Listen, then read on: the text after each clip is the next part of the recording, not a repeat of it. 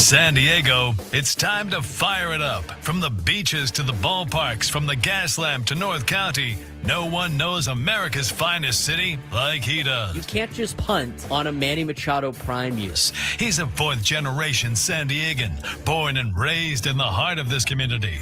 Passionate, opinionated, and always bringing you the real talk on your teams, your city, and everything in between. Braden totally knows his stuff. He's ready for the next step. That guy is good. Live and local, it's the Braden Surprenant Show. But I think Braden's one of the up-and-coming young stars in the media game in San Diego. Now, here's your host, Braden Surprenant. What's up, San Diego? And happy Friday to everybody out there in America's finest city. He's Frank Marchese. I'm Braden Surprenant. This is the Braden Surprenant Show, live and local each and every day from 10 to 2 on San Diego's number one sports station, 97.3 The Fan. You missed me yesterday? You guys miss me? No. Go away. I said probably maybe 3 times. I think I caught myself the third time. Taking phone calls on the postgame show. Uh-oh. You're the Braden's Hamul Casino Resort Padres postgame show. At that point, I was running on fumes. It's a long day yesterday. I had a great time, though. It was fun. It was fun talking Padres baseball with the fans yesterday all day long. Got to meet a lot of great people. If you came up to me yesterday, that was awesome. Really appreciated that. Appreciated all the kind words. Appreciated the Starbucks gift card somebody gave me, which was cool. A lot of people. This is like one of the first times where people came up to me at the loft. You're not Sammy. No, I'm not. Who are you? Name's Braden. Like the midday guy? And I'm like, that'd be me. You're not Sam. I'd be him. That'd be me. Good to see Rod yesterday. Got to see Jake yesterday. Got to see a lot of great people. Met Gonzo yesterday. He came up with Rod. That was a fun time. So had a great time at the loft yesterday. Had a great time hanging out with Padres fans. Getting to do the pre and post game show was a blast. Had a great time doing that. Filling in for Sam. Everything ran smoothly. Sam gave me the greatest tutorial video ever. It was so funny. Did you see that? Did I tell you about this? You told me he sent you one. You didn't show it to me. I was watching it yesterday just to double check, make sure I didn't set it up wrong. Mm-hmm. I kind of had the idea of how to set all that stuff up. So Sammy Lev has a 4-minute and 50-second video of how to set up the system. The guy, this is why I respect Sammy Lev, dude. He's thorough and he has attention to detail. I appreciate that as somebody that also has attention to detail. Stuff like that matters. Making sure everything looks good and just slop it together. Sammy Lev sent me the video and he starts the video. Hi, Braden. This is Sam trying to get it. I'm like, who do you think it is? Oh, no. Do the tutorial video, if you will. He's just starts chit-chatting on the thing. He's like, you plug this in over here. I don't know what that is. I don't know what but somebody just dropped that off the other day. Just ignore that. Don't pay any attention to that. That was like a power strip that somebody put in there. I don't know, whatever.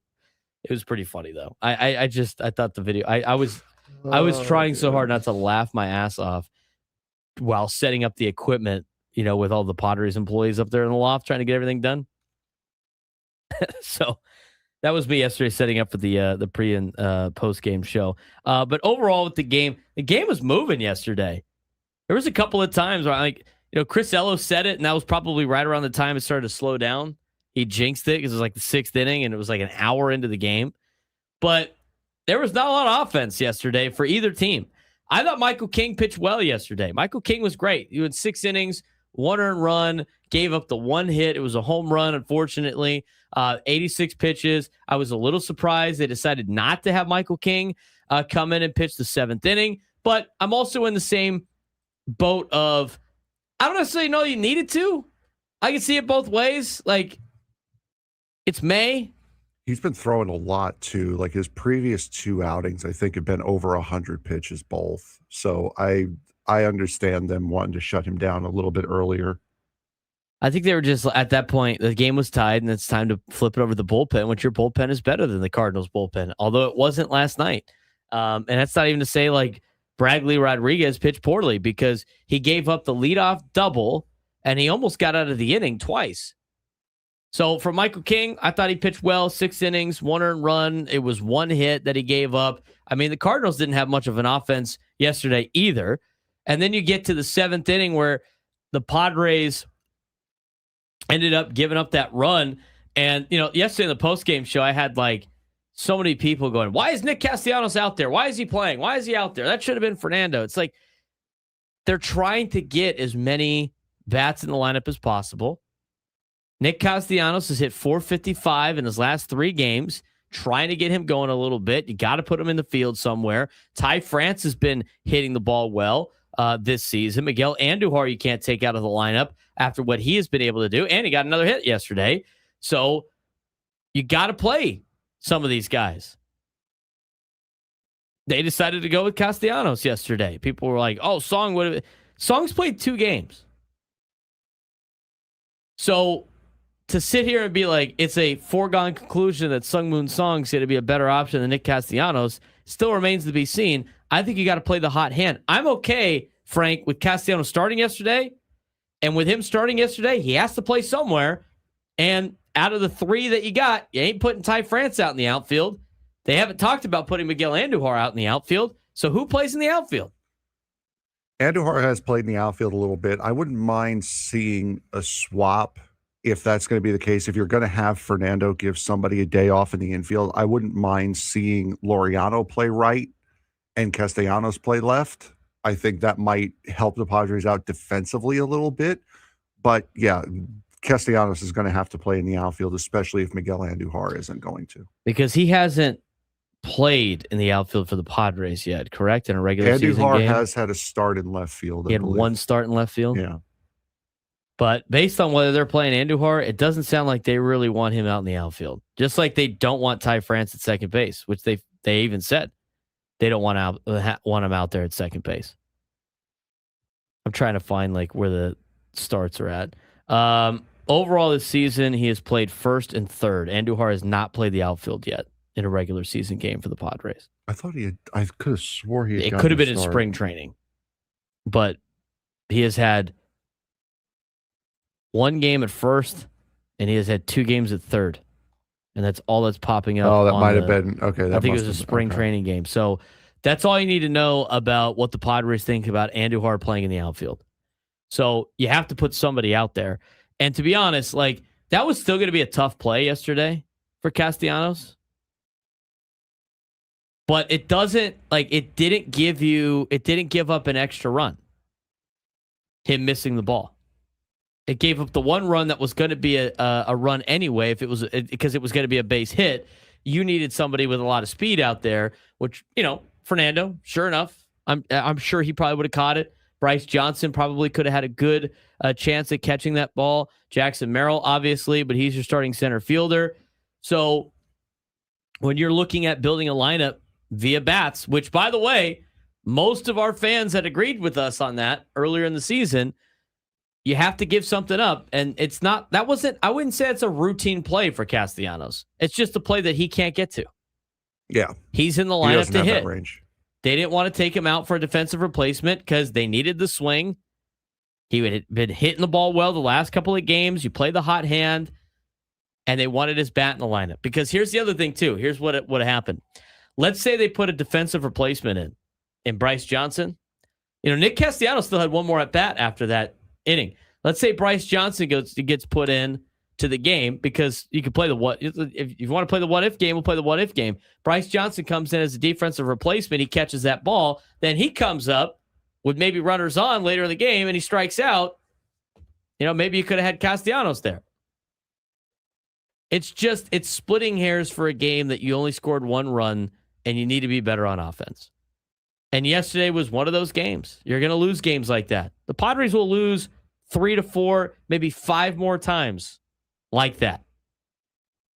They're going to win 60. They're going to lose 60. It's what you do with the 42 that really matters. You're playing a red-hot Cardinals team, and I thought you cooled them off a little bit with their bats. Their bats weren't that hot. They had the home run by Burleson, had a couple of doubles.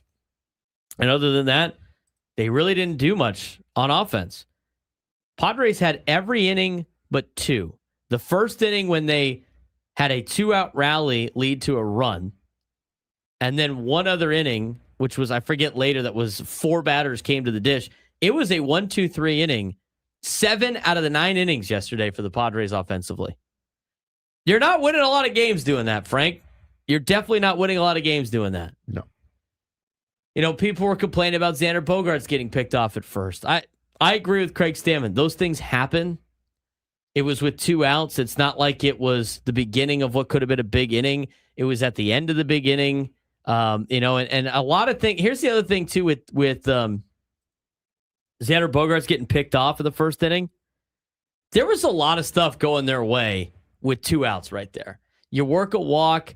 Fernando ripped the single, and then you got the check swing, 264-foot single into right field. You can't, in my opinion, I don't think you could really complain about the getting picked off. I mean, you got gifted a hit. In fact, Xander was still holding it there like he was like, hey, look, I didn't swing.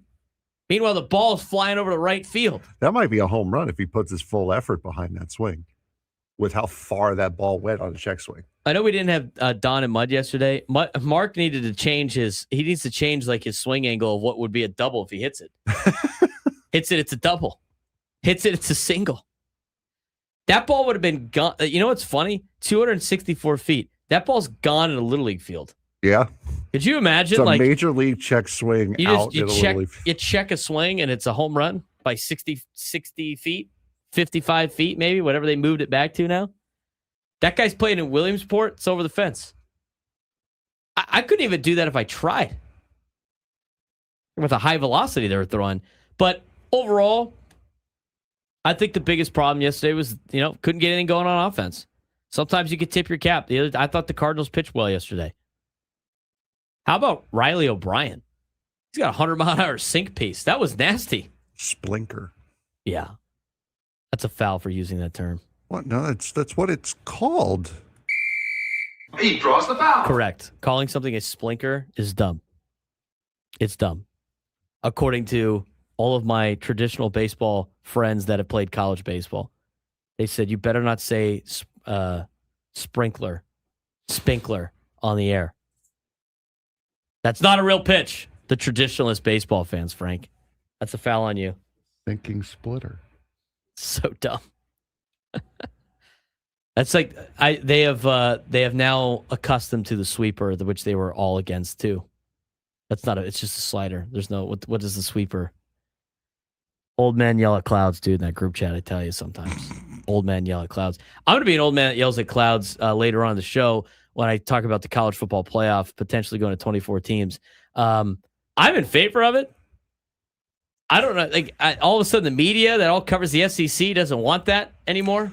Oh, really? Yeah. Wonder why that's. Wonder why that's the case. You got guys like Josh Pate saying this takes away from Michigan, Ohio State being a great game. It's not gonna be a great game anymore. Wait a second. Hold on. Are you kidding me? You don't cover Michigan, Ohio State.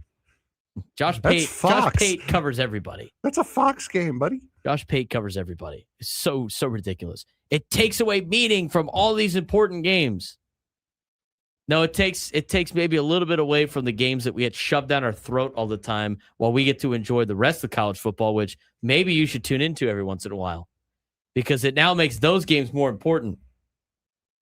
West Kentucky and Mid-Tennessee State's got some legs to it now. I was going to say, we are pro-Maction on this show. San Diego State actually would be playing for something. But we don't want that. We want to make sure that, we want to make sure that if Purdue loses their first game of the year, they're eliminated from the playoff because it's fun. But if Ohio State loses the first game of the year, they can still work their way back. Stop it with the fake rules. We'll talk about that later on the show. When we come back, we're going to talk more about yesterday's game. We'll dive into what happened yesterday. Interesting,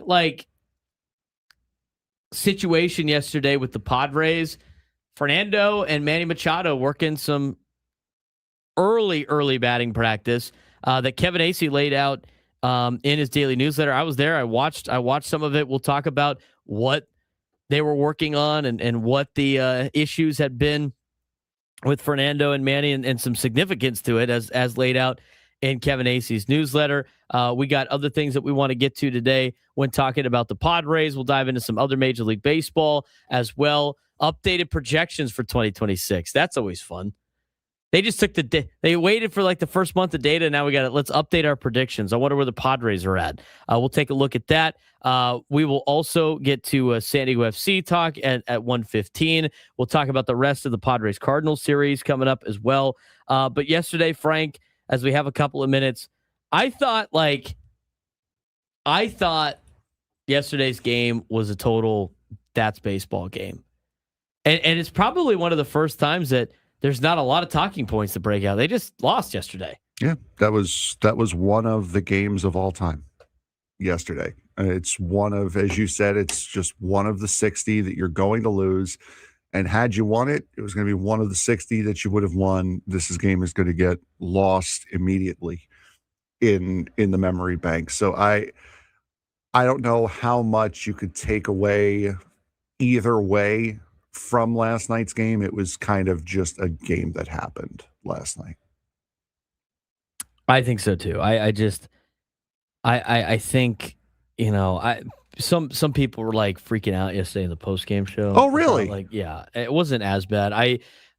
By the way, like trying to do the post-game, I can't even look at the chat because you're trying to do all this stuff anyway. I can see why Sam doesn't. Every once in a while, I'd see a couple things break through, like just nonsense. And one of the phone calls I had last night, I almost rolled my eyes on the deal. I guess Nick DiNucci told me that Sam's got a quick leash.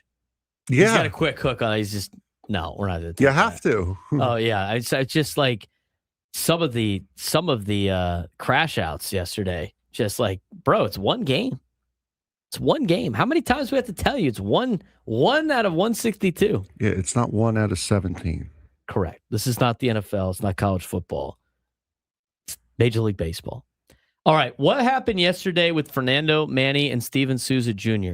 Kevin Acey talked about it in his newsletter. We'll talk about some of the things they worked on. We'll take a look at what I saw out there and something that the media was not allowed to do during this session. We'll explain next on the Braden Surprenant Show, San Diego Summer Sports Station, 97.3 The Fan. First round of the NBA playoffs, absolute chaos. You had injuries, you had comebacks, you had wild Game 7 finishes everywhere. And teams like the Timberwolves and the Lakers advanced without their top scorers. Pistons and 76ers both came back from 3-1 down, and role players became series heroes overnight. And that's the biggest takeaway. Depth wins in today's NBA playoffs. Bench players aren't just supporting stars anymore. They're deciding who survives. Meanwhile, teams like Oklahoma City and San Antonio proving that defense and shooting can overwhelm anyone, while the Knicks are showing that elite defense still travels deep into May. So heading into round 2, it's not just about who has the best superstar. It's about who has enough depth and toughness to survive the chaos. First round, the NBA playoffs for 2026 was nothing short of chaos. We saw injuries reshape series. We saw massive comebacks, multiple Game 7s that went right down to the wire. Teams like Minnesota and the Lakers advanced despite losing their top scorers.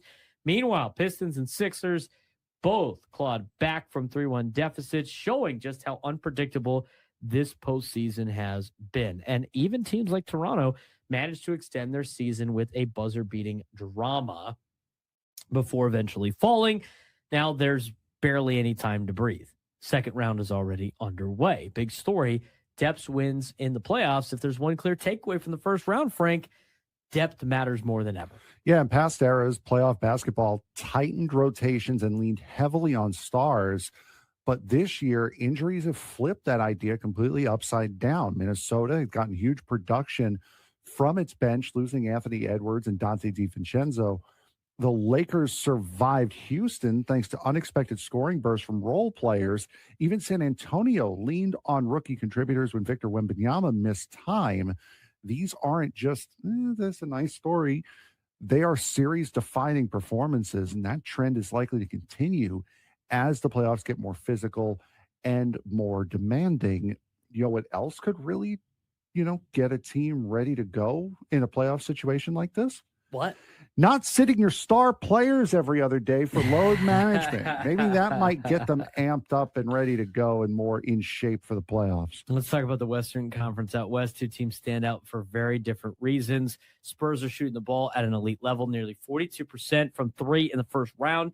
That kind of spacing combined with Victor Wembanyama's inside presence makes them one of the toughest offensive puzzles in the league. Meanwhile, Oklahoma City just became the most complete team left. I mean, with SGA still playing at an MVP level and the Thunder's depth, it has allowed them to absorb injuries without missing a beat. Even when their roster shifts, their style doesn't change, and that's dangerous in the playoffs. You could see a collision course of OKC and San Antonio. But, Frank, what do you got for us in the Eastern Conference? Yeah, the Eastern Conference, the New York Knickerbockers are proving that they are more than just a scoring team.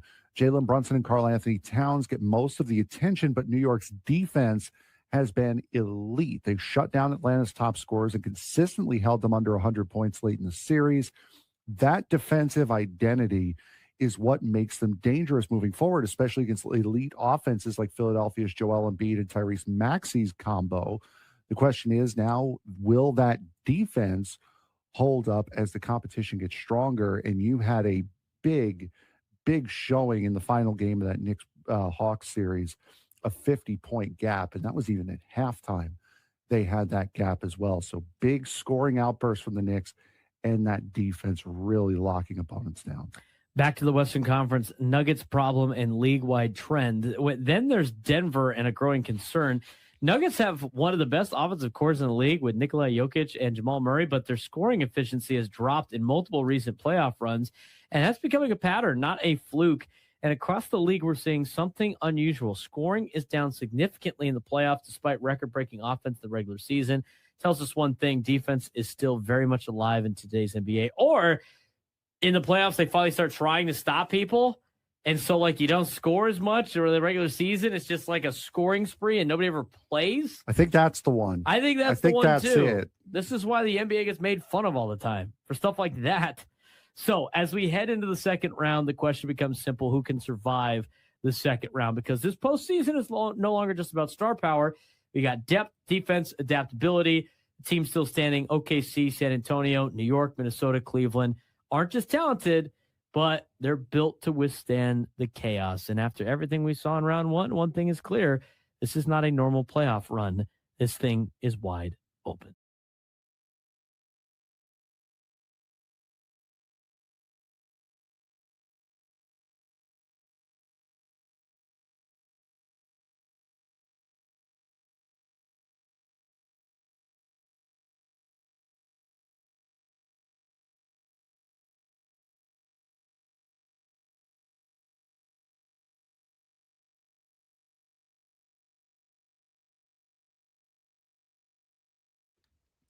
$10:23 on a Friday. It's good to have a Friday show.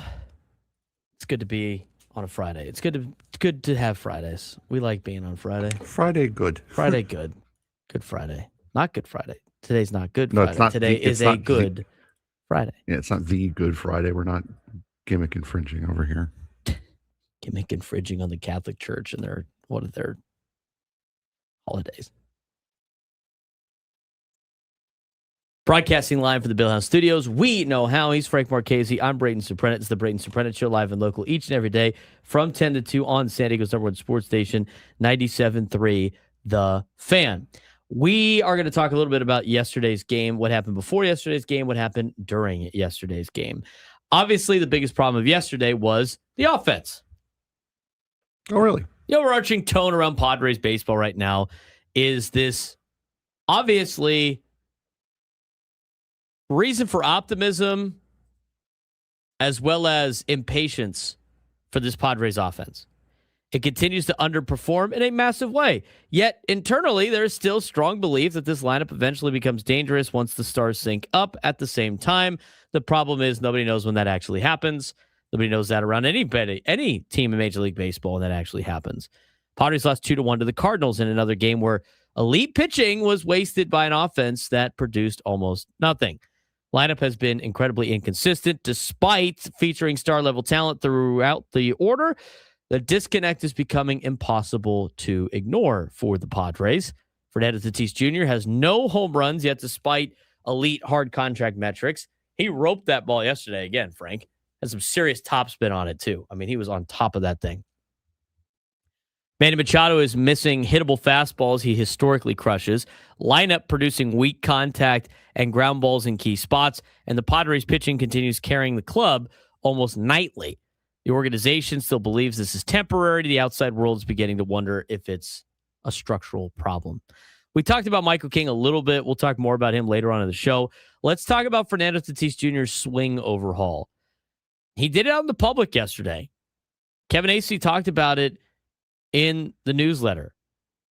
Is his pregame cage session with Manny Machado and hitting coach Steven Souza Jr. And it wasn't casual BP. And I was there. And I was told, and everybody in the media was told not to record it. No recording of batting practice. And it was just Fernando, and it was just Machado, and it was a pitching machine, and it was Steven Souza Jr. Machado was intensely coaching and demonstrating mechanics to Fernando. I was there. I saw it. Steven Souza Jr. heavily involved, working on the mechanics of Fernando's swing. And Tatis didn't say much, but he listened. He was engaged, and he was focused. And the issue appeared to be timing, being inside the baseball, his loopy swing path, ground ball contact, and synchronization between his leg kick and forward movement. That was all what he was working on. And yesterday, based on a lot of the swings that Fernando had, he's getting on top of the ball. A lot of topspin. Looked like he was out early on a lot of things. Tatis still ranks near the top of Major League Baseball in hard hit rate, 58.8% hard hit rate, which is fifth best in Major League Baseball, yet he has no home runs and 155 plate appearances. The statistical contradiction is almost unheard of for a player with his power profile. And the Padres clearly believe the power outage is mechanical, not physical. And his first at-bat, I told you, I said that ball was pieced based on what I saw from the press box. Do you know how fast it came in at? No. 112 miles an hour. The organization is desperately looking for signs that the breakthrough is imminent. I tell you what, I mean, I thought, Fernando was putting in a lot of work yesterday, before the game, before they got regularly, in batting practice. Steven Souza Jr. was coaching him up. Manny was really coaching up Fernando, and they were trying to figure it out. I mean, I know people have become impatient with this, and they're like, he needs to hit home runs. He needs to figure it out by now. But when I look at this, and we've talked about it for a couple of weeks now, and I'm almost getting tired of talking about it, Frank, but this is why I'm not concerned about it. They know it's a problem. They're addressing the problem. And the only thing you would be extra worried about, Frank, is if his metrics were showing that he can't hit the ball hard anymore. And he can't physically do it. So the fact that it's mechanical, and they're working on it, and they know about it, there's really not much more you and I could talk about it, aside from, he hasn't hit a home run yet. I mean, what is us saying anything different than what they are already doing going to make a massive difference? How does that make it different of holding them accountable? We know. I mean, it's like when your parents growing up would tell you something and you're working on it and the results haven't come through yet, and you just hear it over and over and over again. Like, yeah, I know. I understand. I'm working on it. That's what he's doing. He's working on it. I don't really think there needs to be that much more to be said, aside from the fact that it's obviously bothering him. He hasn't hit a home run yet. Obviously bothering him. He's hitting the ball 112 miles an hour and not getting a lot of results for it. And he's out there in the cage working way early before everybody else. When I go to the ballpark, you go to the ballpark. It's not every day those guys go out there. And there's definitely a difference when you're out there before everybody else. And that's what it was yesterday. If I'm Fernando, I called yesterday's batting practice just as a public display of everyone shut up now. Like, I'm working on it. I'm trying to figure this out. I do care. and I am actively working on it. See, here I am out in the public doing it. I don't want to hear it anymore. I'm so done with hearing but no home run. He's going to hit and home run at some point. He's clearly working on it now. That's all you need. It's gonna happen. It's not going to happen today. Trust me. If he could hit a home run on command, he would have done it already. It's not easy to get a hit in the major leagues, let alone one far enough to go over the fence. He's working on it. He's figuring it out. Just be patient with him. He's earned it. Get off his back. Yeah, Please. I think so too. I mean, at this point, there's not much more we can really say aside from the fact that he hasn't put the ball over the fence yet. That's basically it. Manny was getting a lot of work too. It wasn't like he was only doing that. Yeah, I watched Fernando hit 5 home runs yesterday in batting practice. And they were smoked. And he still got 2 hits yesterday. He hit 3 to right center field at the beach or the pier, whatever it is. I don't know. Opposite field home run like that? That's kind of a show that he's got power. He had 3 out there. He had a couple more over to the left field. That's only one I saw. That's only the ones that I saw. The guy was hitting the ball over the fence. A couple he hit to the top of the fence. But it's not like he hasn't physically hit a ball over a fence since spring training. I mean, he's doing it in practice. Yeah, exactly. Manny was also getting some work. Manny Machado was getting in some work at the... He actually looked better in batting practice than Fernando did. But at the same time, like, he's not getting a lot of great results in the game. I mean, he's fouling off fastballs in damage zones. He's grounding out on pitches. He historically demolishes. His production against fastballs in the strike zone has declined sharply compared to prior years. And he's always been one of baseball's elite fastball hitters. And hopefully he's not losing his bat speed or his timing, because that changes the ceiling of this offense dramatically, if that's the case.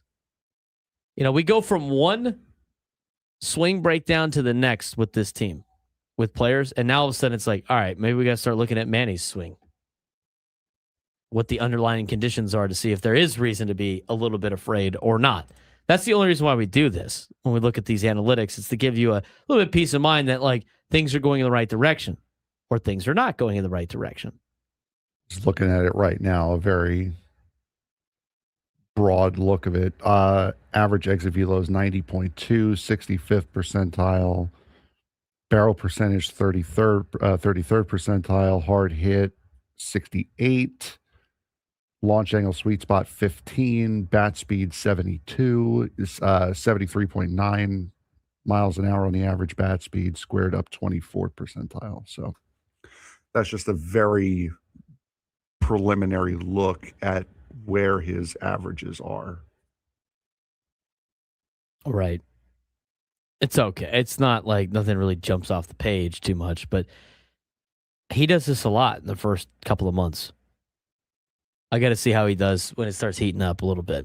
833-288-0973, 833-288-0973. Talked a little bit about that. Catcher situation is a little important for the Padres now coming up. I liked Rodolfo Duran yesterday. I thought he played well, making his major league debut after 12 years in the minors. We'll talk about that. We'll talk about what his relationship was with Michael King last night, and Jackson Merrill quietly being one of the best stories on this team right now with his growth at the plate. We'll explain more and why he should get more leadoff opportunities when we come back.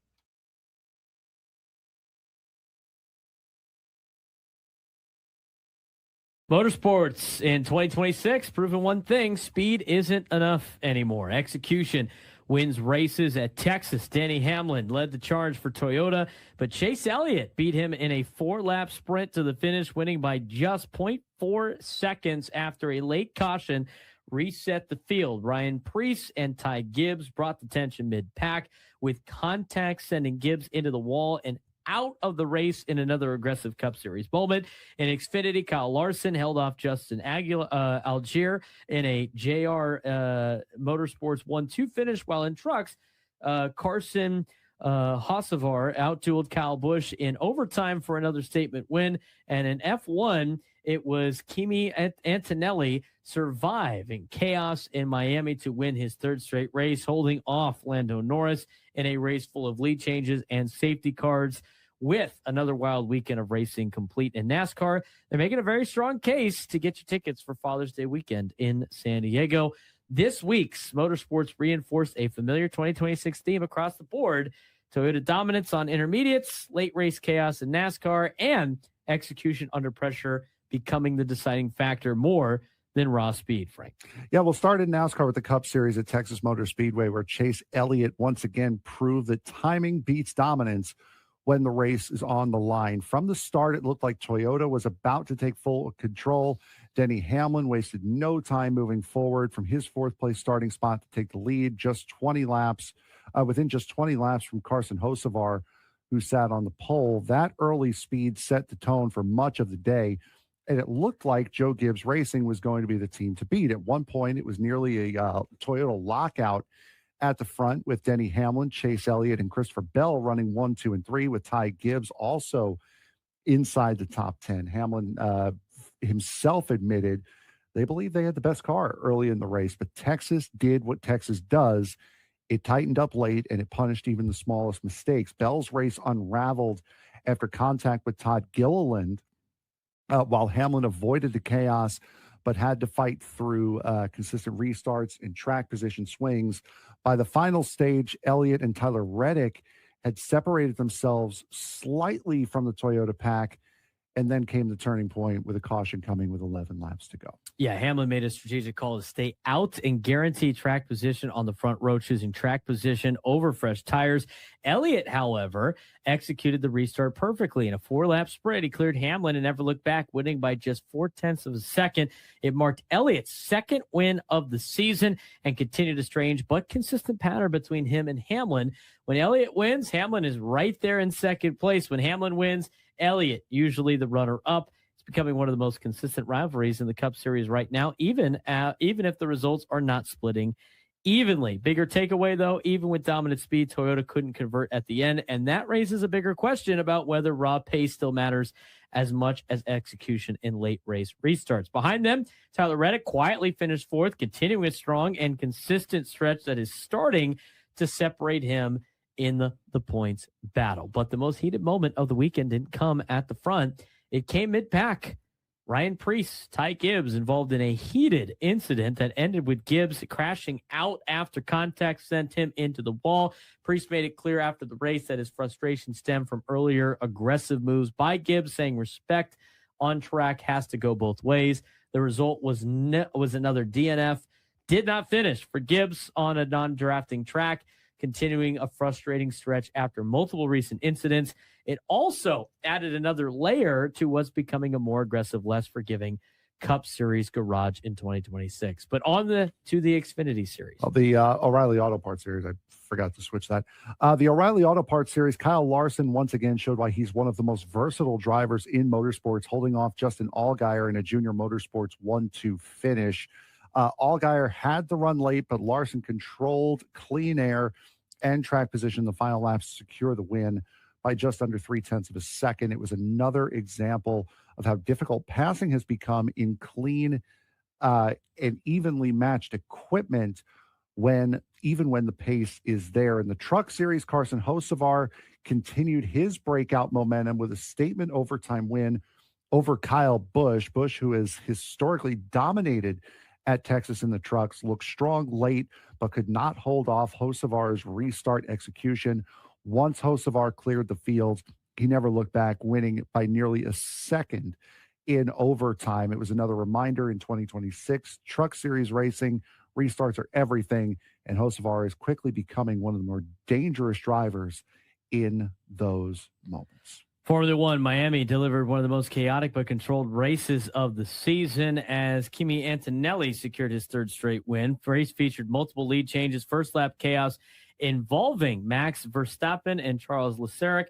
safety car interruptions, and constant strategy swings from front to back. Antonelli survived all of it, holding off Lando Norris in the closing stages to win by just over 3 seconds. And right behind him, Oscar Piastri completed the podium, while George Russell and Verstappen recovered late to battle through traffic and penalties. Yeah, Ferrari's Charles Leclerc saw his race unravel after multiple penalties, dropping him well outside the podium contention after running near the front earlier in the race. Leclerc spun on the final lap, broke his left front suspension, and then just trying to get back around, ended up cutting some corners. He was given a 20-second time penalty after the race. 10:40 on a Friday. Talking Padres baseball with you all day long. He's Frank Marchese. I'm Braden Surprenant. It's the Braden Surprenant Show. Standing us over Sports Station 97.3 The Fan. Let's talk about Jackson Merrill a little bit. Michael King, Rodolfo Duran. Real quick, I liked what I saw to Rodolfo Duran yesterday. I know he didn't get any hits. He just missed a home run that was probably gone in El Paso. He quickly learned what a Marine Layer and Petco Park is like on that second swing that he had. Or, it might have been his first swing of the day. I mean, he crushed that ball to center field in one of his 2 at-bats. And I tell you what, that was I thought he was going to, make a splash last night. I mean, the guy had played in the minor leagues for 12 years. And he almost got it done. Threw a runner out last night, too, at second base. He did. He did throw out a runner at second base. He threw out Victor Scott to second, which was impressive. Yeah, he ain't slow either. No, he's not. But interesting with the moves yesterday. We'll talk about the roster moves in a second. Obviously, Joe Musgrove got added to the 6-day injured list. We'll get to that. But let's talk about Michael King first, and then we'll dive into what Rodolfo Duran did, and then it'll lead into our conversation about Jackson Merrill yesterday and what he has been doing at the plate and why he should be batting leadoff more. Michael King against the Cardinals, 6 innings, 1 earned run, 1 hit allowed, 2 walks, a solo homer was the only damage. And what stands out most for Michael King is he himself still doesn't believe he's fully right mechanically. He admitted his sinker command still isn't where it should be, which is scary considering how effective he already is. Padres are carefully managing King's workload, too, because he only threw 75 innings last season. He dealt with shoulder nerve issues, a knee bone bruise. He's already at 35 innings through 8 starts this season, and the team pre-planned shorter outings at times this year to protect him long-term. I could see now why you took Michael King out of the game in the 6th inning. If you're going to do that, if you're trying to find a place to take him out of a game, in a tie game when you got the bullpen that you have, knowing what Michael King had done already, I think last night was a perfect instance of, if that is part of the plan, that's a great time to take him out of the game. It makes sense now. Yeah, for sure. And like I said, I think his last 2 outings prior, he had thrown over 100 pitches. I think he had 106 in his last outing. So he's been getting a lot of work in. He's been throwing a lot over these last couple of outings. So yeah, it makes sense to back him off the gas a little bit, especially this early in the season. Yeah. I mean, again, like, the Padres need Michael King every 5th day, but they also need him healthy in September because he is kind of the most important part of that rotation right now until you get anybody back. And before we talk about Jackson Merrill, let's just lead that into the conversation about Joe Musgrove yesterday. So I'm in the clubhouse yesterday, and again, like, everybody's walking around doing their thing, and we got the update that Musgrove is being moved to the 60-day injured list. But when they had the meeting, like the Craig Stammen conversation, the Craig Stammen scrum yesterday about Joe Musgrove, it was pretty vague. I mean, we know the Padres aren't going to give out too much information on their injured players. They really don't ever. They haven't really ever in the last, I don't know, probably, at least since I've been working here. So it's been at least with AJ Preller in charge. I mean, they've been pretty hush-hush on it, which I don't really mind. It's that they don't have to tell you anything. But he was moved from the 15-day IL or 10-day, whatever it is, to the 60-day IL, and was labeled as procedural, but the organization's language remains intentionally vague. Biggest takeaway: nobody seems focused on a return timeline right now, so recovery remains uncertain. Padres are obviously prioritizing long-term health over short-term return for Joe Musgrove. First half return feels increasingly unlikely, even if nobody says it outright. I kind of agree with that statement because, I mean, at this point in time with Joe Musgrove, because Craig Stammen was asked by Kevin Acee yesterday in the pregame about, like, has he thrown? Is he going to throw soon? Like, what's that? And Craig basically said it was day to day. I'm pretty sure that was at the beginning part of that clip. I think we might have posted it on social media. But I look at the move and I go, like, I get it's an easier move to make. I mean, he's already sat out for most of the 60 days anyway.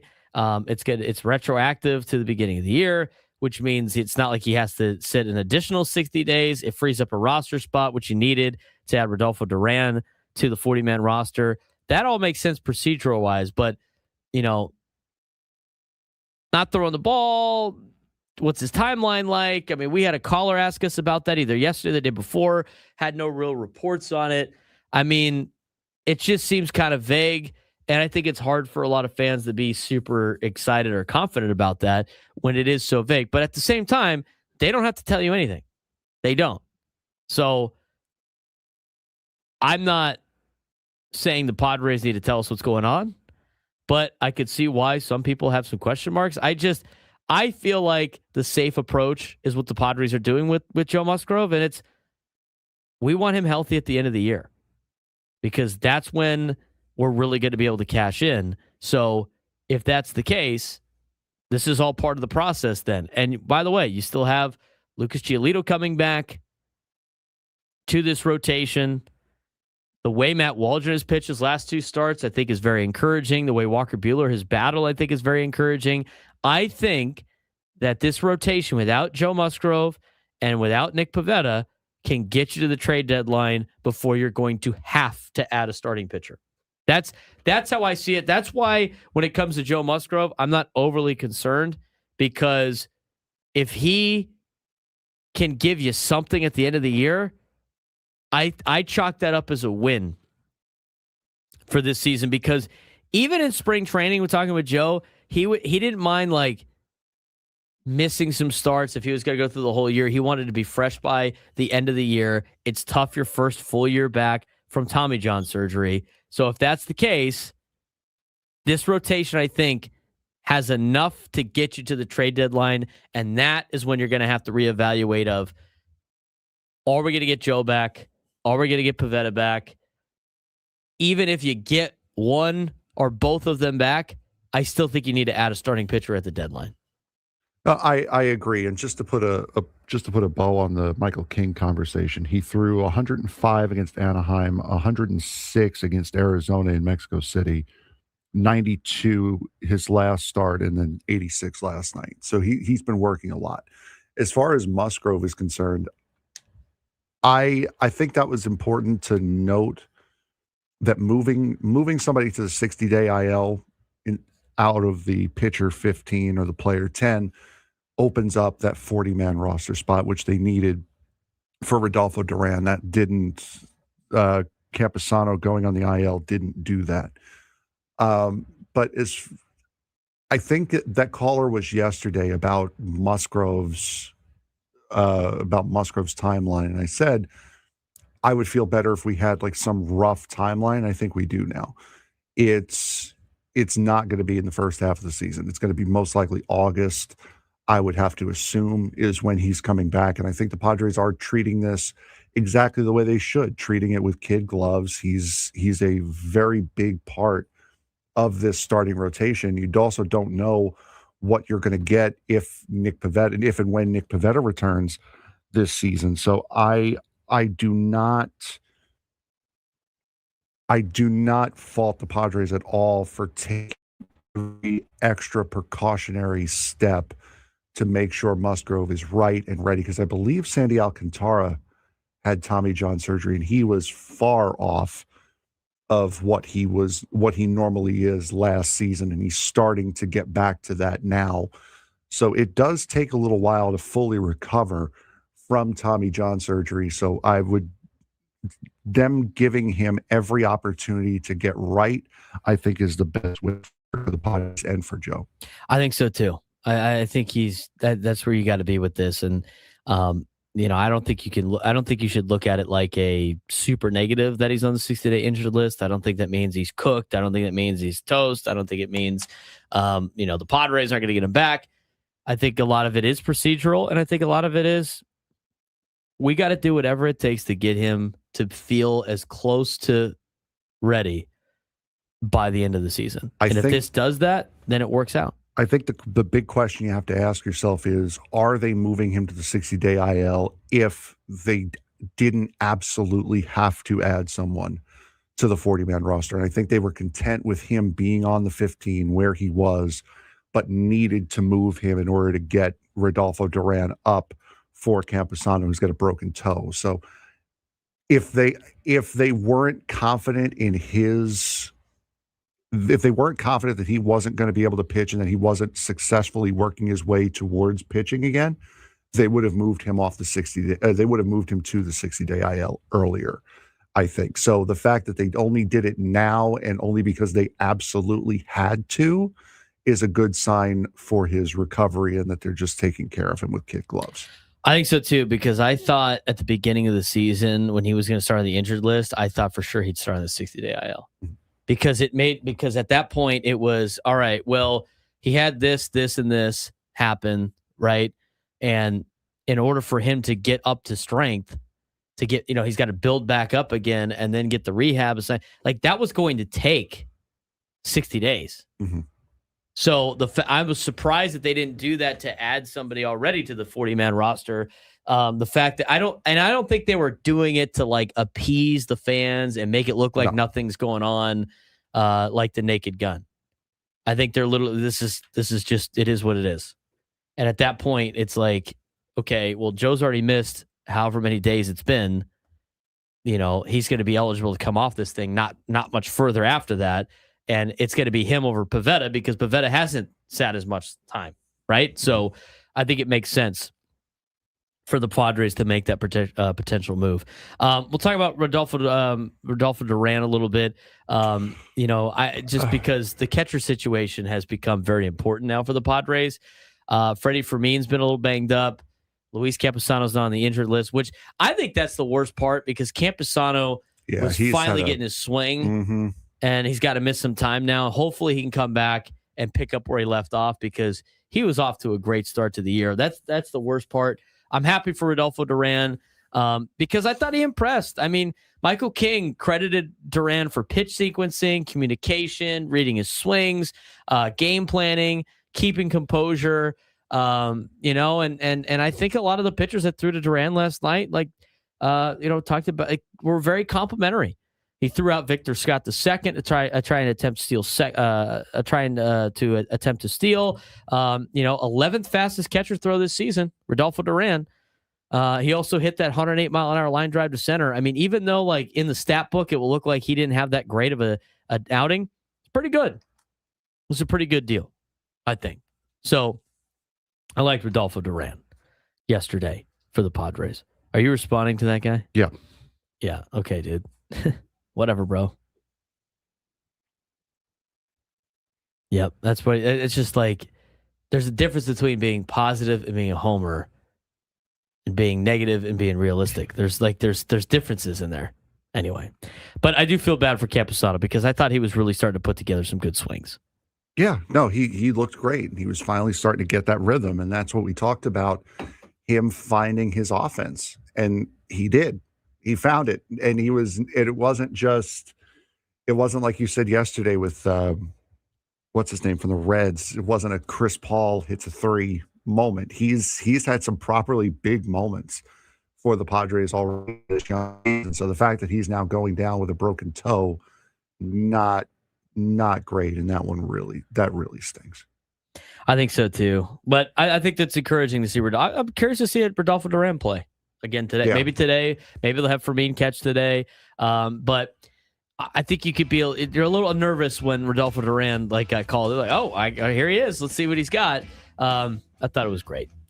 833-288-0973, 833-288-0973. When we come back, we're going to take a little bit more of a look at Michael King. Not happy with his start to 2026, but he's been the best arm in the Padres uniform. I know we're dangling a lot of potential carrots, but what would Michael King look like if he's feeling the best? Talk about it next. Hey, it's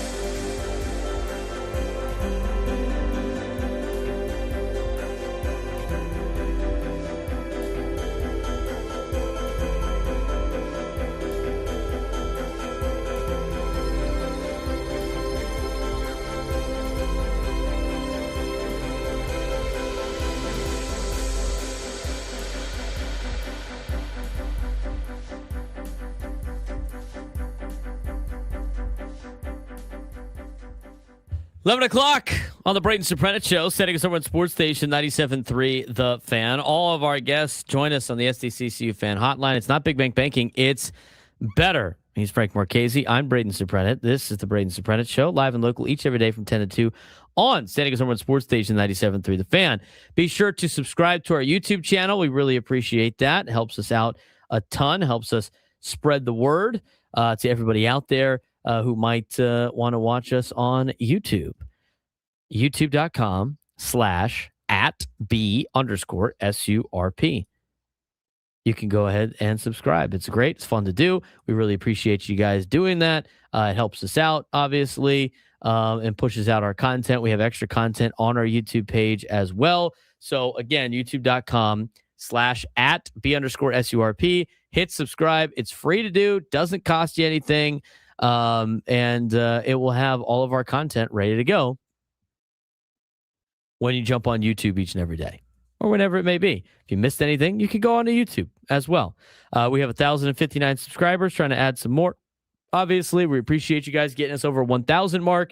Now we get to our next goal, trying to get to the next level. But we appreciate you guys subscribing to our YouTube channel, supporting us. Everybody that is a member of our YouTube channel, we really appreciate you guys doing that as well. We're trying to get more members so we could do some members-only streams once a month. Once we get to a certain threshold of that, we will do that as well. But really appreciate you guys supporting our show and supporting us each and every day. All right, let's get to Michael King a little bit and just what we've seen out of Michael King so far this year. Actually, you know what? Let's pivot. We were going to talk about Jackson Merrill. Let's get back to Jackson Merrill. Okay. Even with his hitting streak ending yesterday, Jackson Merrill's plate discipline improvements are becoming extremely noticeable. I've noticed them, and this is like, to me, you're starting to see him bat leadoff. His numbers when leading off an inning were always high. His on-base percentage during that time frame was high. And for a position for the Padres that has been a black hole, the leadoff spot, I think Jackson Merrill could be the spark that flips that for this team. I said it before they started moving Jackson Merrill to the leadoff spot. Now that he's there, and right before he got there, his approach has been a little bit different. He's been a little bit more patient. His chase rate outside the zone has dropped significantly, which is huge, because the biggest complaint back anytime I brought up potentially having Jackson Merrill lead games off has been, well, he swings a lot of pitches outside the zone. He doesn't walk as much. Like, he doesn't have a high on base percentage. Why would you put him as a leadoff guy? Well, I think he has all the tools to be a leadoff guy. I like his speed on the bases. I like his ability to swing the bat. I think he's one of your better hitters on this team when he is right. And when making the decision on who should lead off, it should be probably on the sense of who does the best leading off innings. And Jackson Merrill is the second best at doing that behind Gavin Sheets. And if I had to pick between Gavin Sheets and Jackson Merrill, who's very close in numbers, I'm going to go with Jackson Merrill. Now, over his last 12 games, again, as I mentioned before, his chase rate has dropped significantly. He's put himself in more favorable hitters counts. He has made better swing decisions overall. And this is important because young hitters usually struggle adjusting on MLB sequencing. Hot in the first year because teams don't have good numbers on them yet. They haven't seen them enough yet. And then they make the adjustment, and that player needs to adjust back. Right now, Jackson Merrill is in the process of adjusting back to the league, and he appears to be adapting very quickly. Padres may be watching a future superstar learn in real time with the way that he has been approaching at the plate. Again, only his last 12 games. Hopefully he can build off this, but he is becoming one of the few consistently positive offensive developments on this team, which is good for the Padres because their biggest problem right now, aside from the offense, is the leadoff for the offense, whether it's leading off an inning or leading off the game. This has to improve because if this isn't working, all of a sudden it affects the rest of the lineup. I think Jackson Merrill is the perfect solution to this problem. Yeah, he looks like he certainly can be. He has the makeup to where he could potentially be. The question is, will he be able to do it? He hasn't had to do it. And from what we've seen, looking over the course of the last couple of weeks through his advanced numbers, that he appears to be one of the guys that hits better when he's in the middle of the order, when he's a guy who's batting in the 4, 5, and 6 spots in the order. So this is out of where his comfort zone really is. It was interesting to see yesterday they finally got Manny out from behind him. Unfortunately, still had an 0 for day, but looked very competent up there. Didn't look like he was in the middle of a slump, or didn't look like he was trying to tinker with things and working things out. He looked very, very confident in what he was doing, just didn't get the results for it. So I think Merrill can be that spark up at the top of the lineup. He just needs the time to be able to settle into that role and actually do it. Now, like I've said on the show before, I'm more of the old school. I would like a hitter with some speed, a guy that can really just be an annoyance and a disturbance as the leadoff hitter. And I think Jackson Merrill's the closest thing on this team that you have to that, who's also got some power. First bat of the game, still 2 for 32 in 37 plate appearances. At least they've worked a couple of walks now. But the first bat of the game is so important. And here's the deal. Like, it seems like it's insignificant because of 37 games. The Padres are the worst in Major League Baseball when it comes to first bat of the game. The worst in the league. And it's not getting any better. Now, Jackson Merrill, in his 4 plate appearances, worked 1 walk. He has struck out once, and he doesn't have any hits. You got to give him a little bit more time. But Ramon Laureano leading off a game was hitting a buck of 105 with a 419 OPS. Not great. In terms of leading off an inning, Jackson Merrill's gotten a couple more opportunities to do that, hitting 276 with a 934 OPS. The only one doing better is Gavin Sheets, but Gavin Sheets hasn't had as many plate appearances now as Jackson Merrill, who has seen now 34 plate appearances hitting to lead off an inning. And out of anybody hitting having at least 24 of those, Jackson Merrill is in fact doing the best. 833-288-0973, 833-288-0973. Good to see Jackson Merrill, I think, in the leadoff spot. In terms of guys that just like have hit leadoff this year throughout the entire game. Okay, so this could be in different situations, of course. Jackson Merrill hitting 267 with a 789 OPS. That's in 18 plate appearances. That's already better than Laureano, Tatis, and Cronenworth, who have hit leadoff this year. It has risen the average to a 201 batting average for the Padres out of the leadoff man. That is the spot they're lacking the most. But the offense, they got to be able to figure out this offense a little bit, and it's been tough for the Padres at the top, especially with a lot of these stars not really starring. And they continue talking like an offensive explosion is inevitable, but you sit in here looking, it's like Tatis has no home runs, Machado is missing heaters. Bogart's, he's been up and down. I would say he's probably been more consistent than anybody else. And run production continues to lag badly. I mean, at some point they'll figure it out, becomes less convincing as we get into today being May 8th. At least they were winning ball games. So we'll see what happens the next 3 days for the Padres. I mean, this is a lineup that's built around Tatis, Machado, Bogarts, and Jackson Merrill. But if they all underperform simultaneously, the margin for error starts to disappear. And by the way, guys like Miguel Andujar are going to come back down to earth eventually. Just as much as these guys are going to go on a little bit of it, like eventually going to go on a tear. Like Miguel Andujar, Ty France, some of these other guys, like, yeah, they don't need to put up career numbers, but based on some of their metrics, they're going to come back down to earth a little bit too. So offense needs a little bit to get going. 833-288-0973, 833-288-0973. We've had some people call in about maybe some of our signals out there and the radio waves might be off a little bit. So bear with us. We have passed that information along. We're working on that. So thanks again for chiming in on the YouTube to tell us about that. We had somebody call in earlier today too. So we're working on that. We'll work through the technical difficulties, but we're going to keep it going. Michael King. We have a couple of minutes. Michael King right now does not think he is pitching up to what he possibly can. He doesn't think he has fixed his, he's at his best.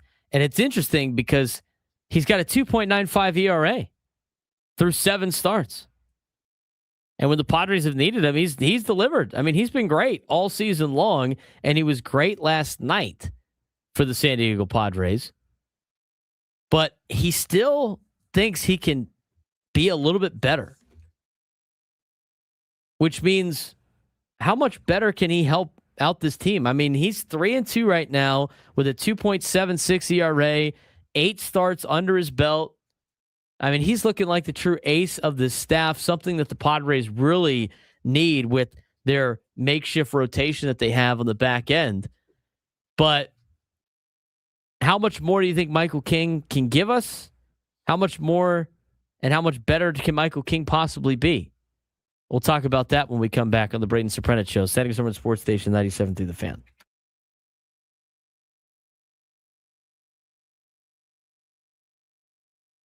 Round 2 of the NHL playoffs is where things stop being theoretical, if you will, and they start getting real.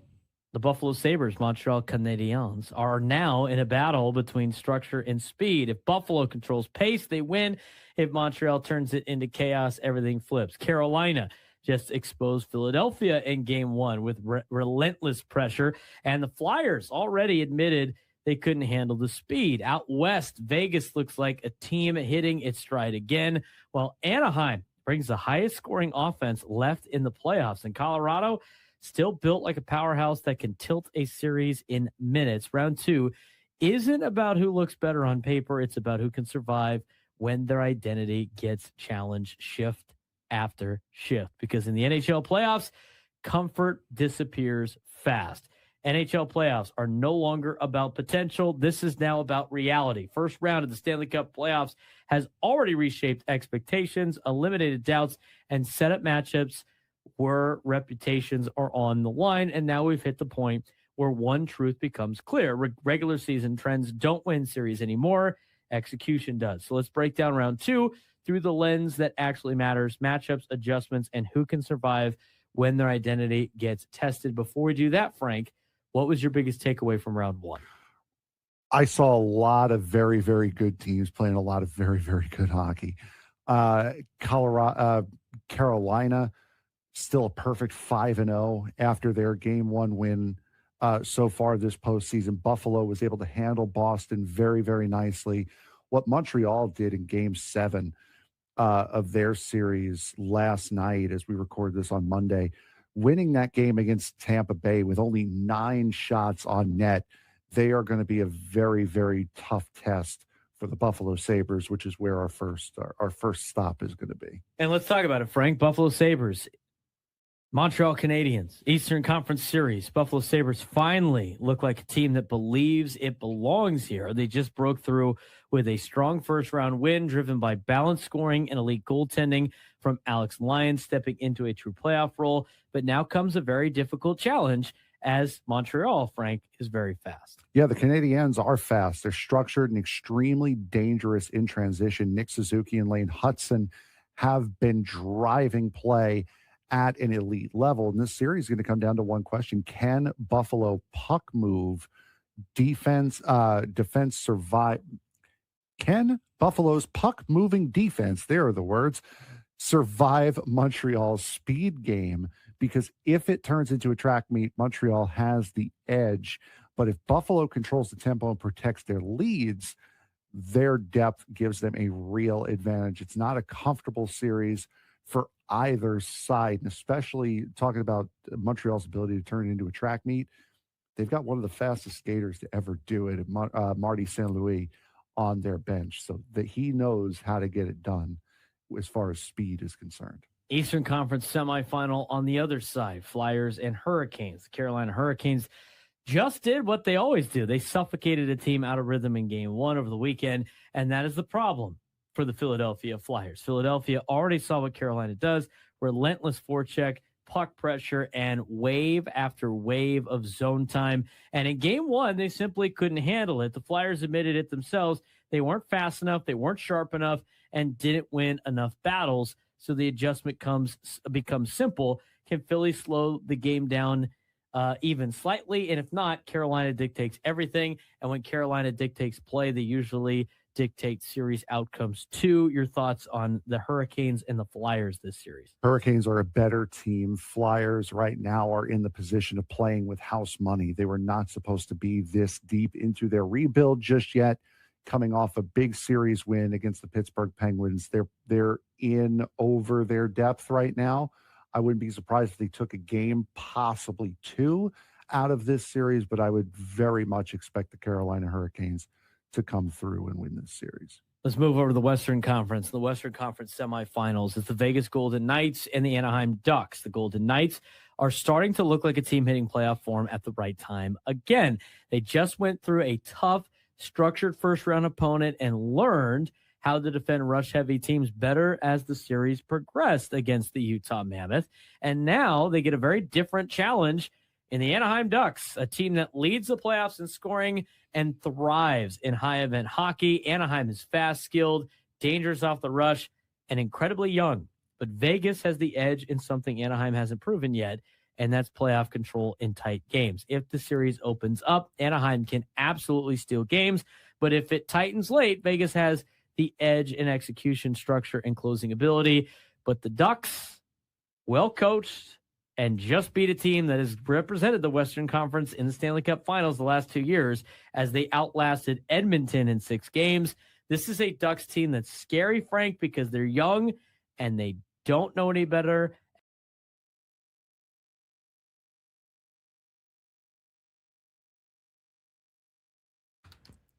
$11:17 on a Friday. Padres and Cardinals will start today at 6:45. A little bit of a different start time. Games on Apple TV Plus. Plan accordingly. When I mean plan accordingly, I mean even listen to us. Sam Levitt of the Ecowater SoCal Padres pregame show at 5:45. First pitch at 6:45. McGreevy and Canning, 2 Southern California kids. To be fair. Wayne Randazzo isn't all that bad. And he's got the game tonight for Apple TV. Wow. The Angels guy? Yes. That we had on? Mm-hmm. So Apple TV does he do all the Apple TV games? Or he does, I think, a lot of the West Coast Apple TV games, but yes, he is contracted with Apple TV. Has been for the last 2 or 3 years. Interesting. Yeah. I can't remember the connection. So McGreevy, I don't want to mess up. I get him confused with I think his dad was like a judge in town, or like his dad's from here or something like that. I can't remember off the top of my head. Michael McGreevy. I got to look this up. He's from like San Clemente, but I'm pretty sure like his dad was like a judge or something up there. If I can remember correctly. I don't think they have the information on there, but his I want to say his dad or his uncle or something like that is from San Diego. What if I went to uni? That's all I know about it. But Michael McGreevy grew up in San Clemente, but I'm pretty sure his family's from San Diego. So somewhat of a local kid coming to pitch. He's been their best guy, Michael McGreevy.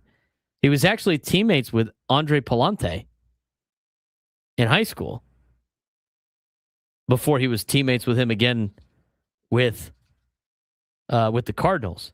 Parents went to UCSD. I think his dad went to uni, if I'm not mistaken. Because there's some type of connection where, like, my connections at Cathedral freak out when McGreevy shows up.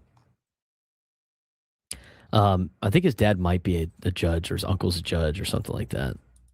Something like that. I don't remember off the top of my head. Steve McGreevy. Try to see. He grew. Yeah, doesn't really say too much about him. I'll do some research for you, but he's got local connections if you will. 833-288-0973, 833-288-0973. Griffin Canning, also a San Diego guy. They will be dueling it out tonight. Should be a good pitching matchup for the game tonight. I'm trying to look it up real quick. We have people in the chat saying that law school at UC. UCSD. I think they're from San Diego. Yeah. Both of his parents went to UC. Okay, yeah. His dad's a judge in Orange County.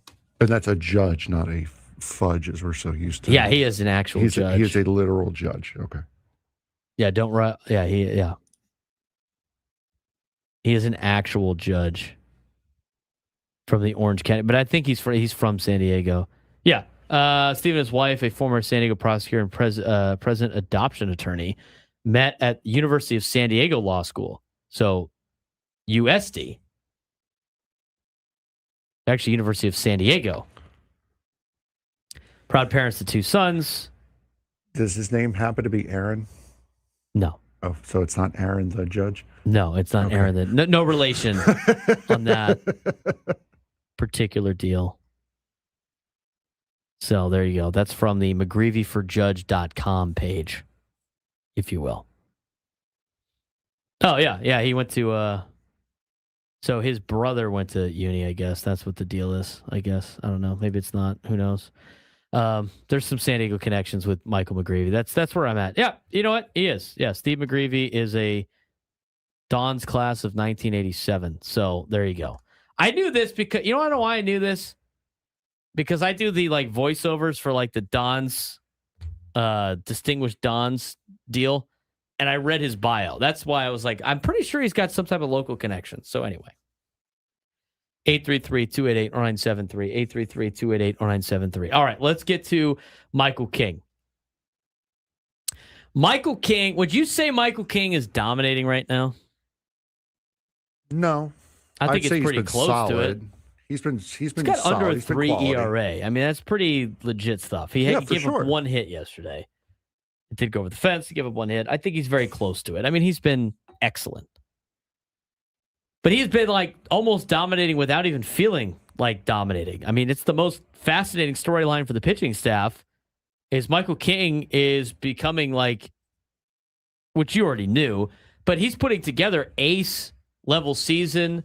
And depending on how Shohei Ohtani does pitching, and like he's putting together a start to a year, Frank, where he could potentially get Cy Young votes if he continues on this pace and has a sub-3 ERA, right? Sub-3 ERA, so, yeah, you get Cy Young votes. Are you going to win the Cy Young? Probably not. Like Nick Pivetta last year, he had a sub-3 ERA. Did he not? I'm pretty sure he did. He got votes last year. Moment, please. So if he continues to have a sub-3 ERA, he's got to get Cy Young votes. That's how good of a start he has had to the season.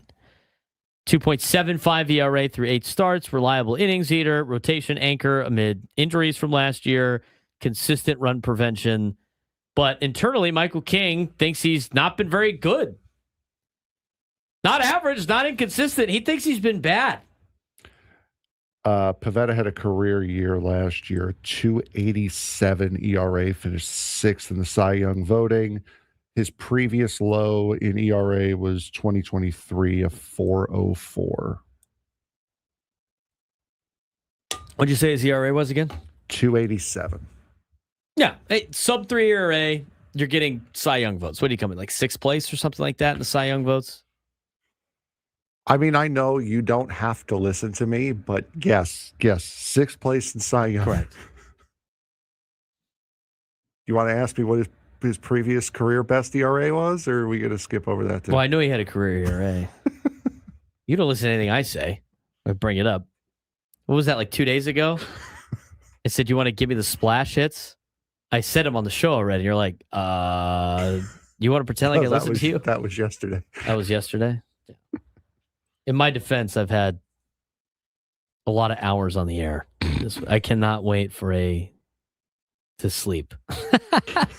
I told Paul, I was like, I'm surprised they didn't ask me to do the Gwynn and Chris and then Ben and Woods Just like complete the marathon. They had an open seat this morning. You know what? Why didn't they call me? Could have gone on and helped them out. You were gonna work yourself into a shoot with that. I would stop speaking as quickly as possible. The last thing we need, because Go Aztecs already wants us in the Twitch chat, already wants us to have an 8-hour show. Let's not encourage anybody to do that. All right. So Michael King's been pitching very well. I think we're in a consensus there, correct? He's been legit. He honestly, he's been better in these 8 games statistically than I thought he was going to be going into the season after he was coming off multiple injuries. But he doesn't think he's in the right spot. He doesn't think he's playing that well. He doesn't think, in fact, he says he's bad. His sinker command has disappeared. He mentioned that yesterday after the game. When Michael King was absolutely dominant in 2024, he commanded that sinker precisely. Hitters had to honor his sinker. That opened up all his secondary weapons, and he controlled counts and dictated at-bats. This season, he thinks he's surviving more than overpowering. Instead of attacking with his strengths, King says he's pitching almost entirely two-hitter weaknesses because he doesn't fully trust his sinker command right now, and that's a huge distinction of whether or not he's dominant or just kind of surviving. Now, the scary part about that is he thinks he's just surviving outings. He's still producing some pretty good results. Grinding through outings, lacking his best command, overthinking scouting reports, working harder every inning. That's what he's doing, yet he's still posting ace-level results.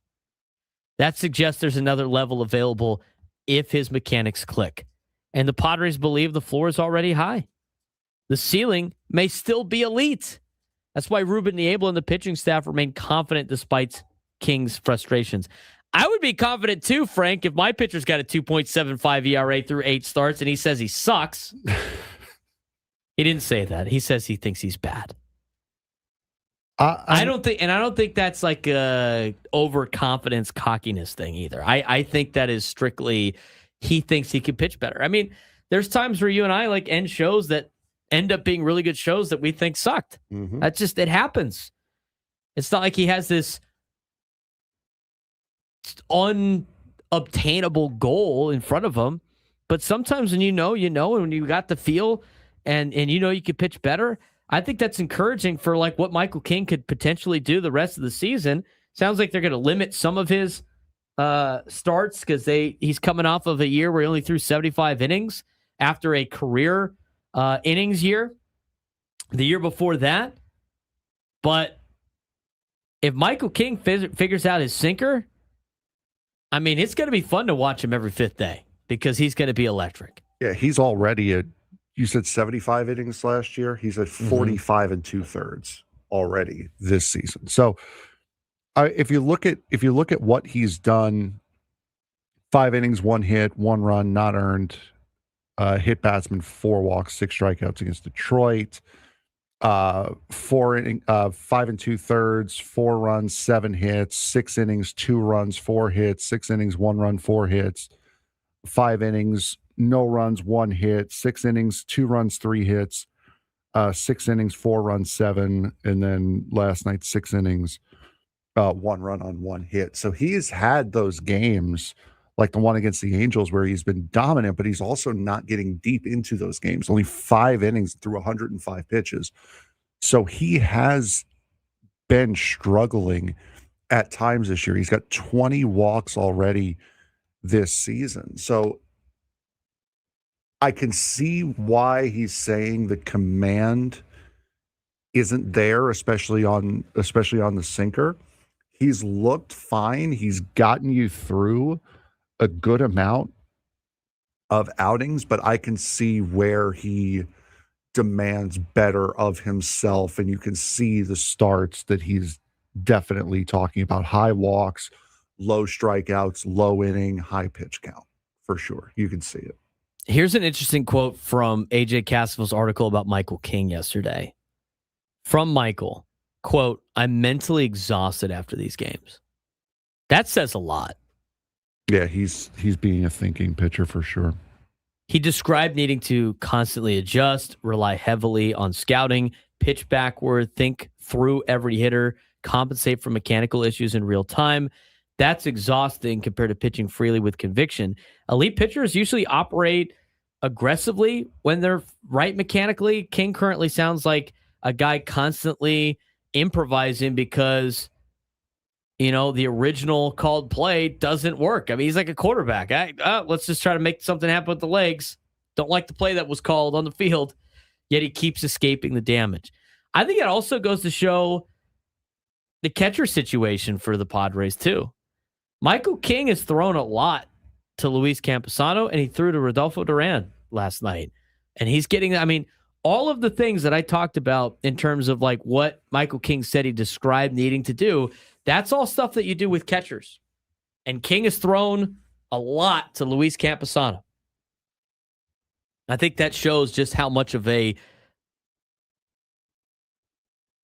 how much progress has been made with Luis Camposano over the years, not only offensively this year, but also from a defensive perspective. And like some people were talking about that, like, whatever catcher like the pitchers want to throw to more is going to get more of the starts.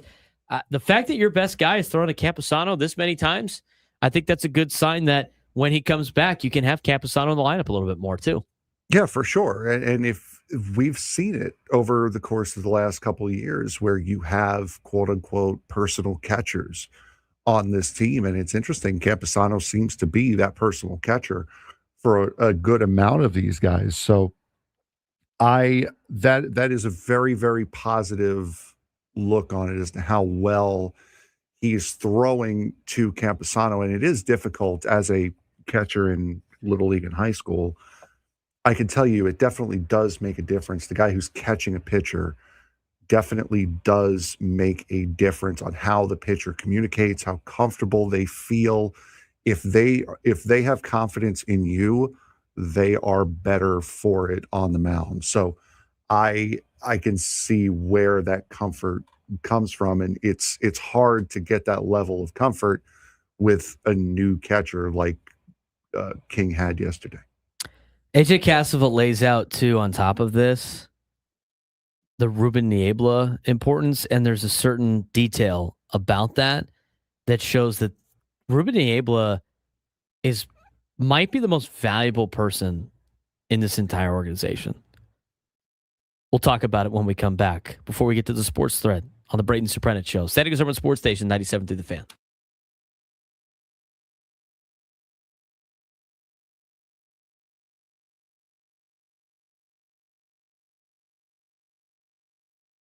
Aztecs baseball rolling right now. Well, softball is battling through a season of extremes. Baseball team extended its winning streak to 11 straight games and took over first place in the Mountain West Conference and capped it off with one of the biggest moments of the year, a walk-off grand slam from Jake Jackson, the local product out of Madison High School. They're winning every way possible right now, late innings, blowouts, tight games. And meanwhile, on the softball diamond, softball showed both sides of its identity against Fresno State. They dropped two tough games, including a walk-off loss in extras, but also bounced back with a 3-1 win powered by clutch 3-run home run from Jade Ignacio. Baseball is peaking at the perfect time, while softball is still searching for consistency, but has the firepower to break out at any moment. Let's talk about San Diego State athletics this week. They are in a fascinating spot right now because across baseball and softball, we're seeing two very different but equally important storylines unfold. On one side, baseball is hitting historic momentum and climbing into conference control. On the other, softball is battling inconsistency, but still showing clear flashes of offensive power and resilience. And let's start with the hotter team right now, and San Diego State Aztecs baseball. Yeah, the Aztecs baseball program is officially rolling. The Aztecs extend their winning streak to 11 games this season, capped off by a dominant weekend sweep of Nevada and followed by preceded by a 5-3 win over Cal State Fullerton, pushing San Diego to 30-18 overall. That streak isn't just impressive, it's historic. It's the longest winning streak for the program since their 12-game run back in 1997. And most importantly, it has completely flipped the Mountain West race as the Aztecs now sit alone in first place in the Mountain West Conference with a 13-5 conference record. We talk about this a lot when it comes to Padres baseball, and you try to find ways and different ways to win. And what stands out most is how many different ways this team, the Aztecs, are winning. Against Nevada, San Diego State hit walk-off, scored late in multiple games, and repeatedly answered back in high-pressure innings. The defining moment came when Jake Jackson launched a walk-off grand slam, one of the most dramatic swings of the season, and a clear statement that this team thrives under pressure. Across the series, multiple players recorded multi-hit games, lineup consistently produced in late innings, and San Diego State hit over 400 with 2 outs in key situations. No longer a streak built on, the ball bouncing your way, but situational execution, which leads to the pitching. Yeah, pitching staff has also stabilized at the perfect time, from starters setting strikeout highs to bullpen arms like Aiden Russell and Carson Johnson shutting down late innings. San Diego State right now is winning games in all 3 phases. Starting pitching is setting the tone, bullpen is holding the leads, and then the offense finishes the game late.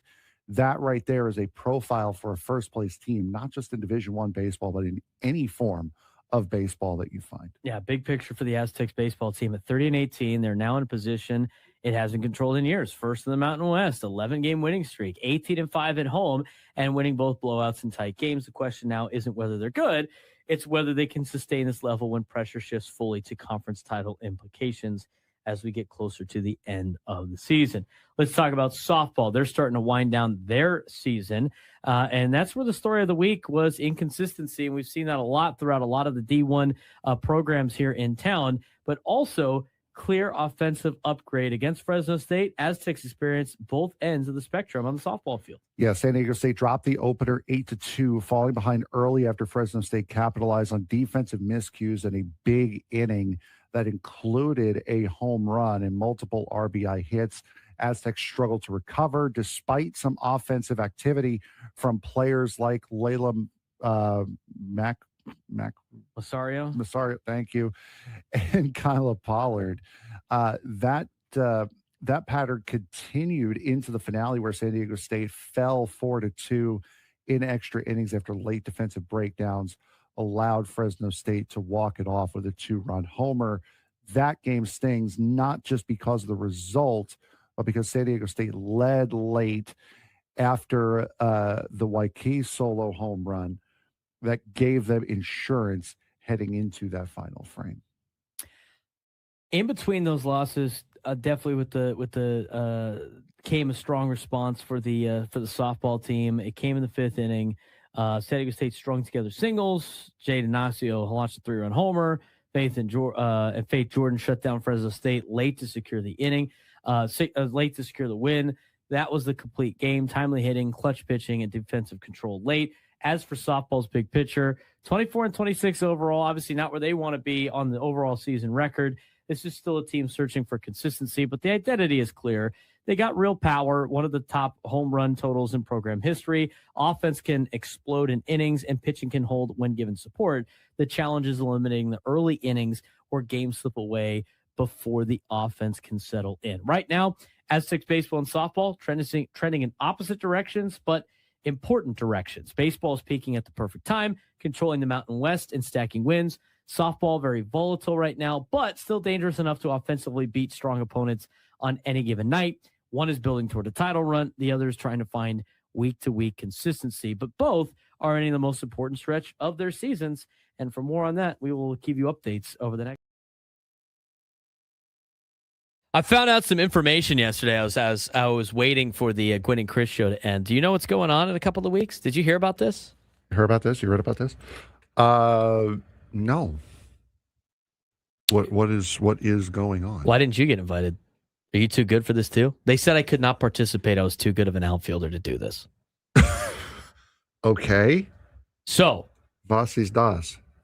We're broadcasting live from the Bill House Studios. We know how. All of our guests join us on the SDCCU fan hotline. It's not Big Bank Banking. It's better. I would imagine I probably don't have to do the 11:20 liner today. Yeah, no. Probably shouldn't. With the bobblehead? No, it was yesterday. No, we do have a manager report today, though. We do have a manager report we're going to get to later on. Okay, so I noticed this on the we have this new Google sheet at work for 97 through the fan that like monitors all of our potential outings in the community, if you will. Okay. So it's got like live remotes potentially coming up that they're working on. We're not on any of those. And I know. It's 97 through the fan events. Come on, we can start adding some Braden Surprenant show events. We maybe we got to do some other stuff here. NASCAR's coming. Okay.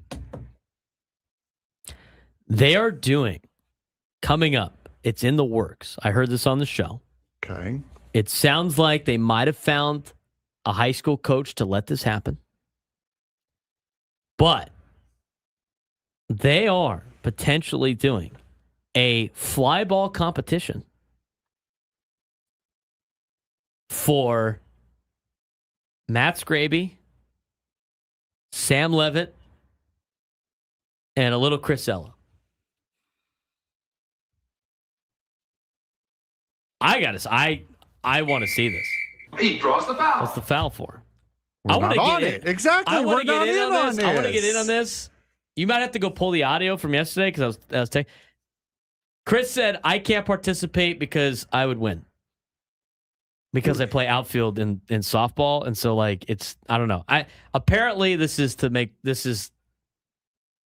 a situation of they don't think Scraby and Sam can catch a fly ball. So Frank, maybe you're a part of that. If you get invited, I'd be like, oh, this guy didn't think I'm good. Okay, now you put it that way. I would still like to go and attend this event. I really would.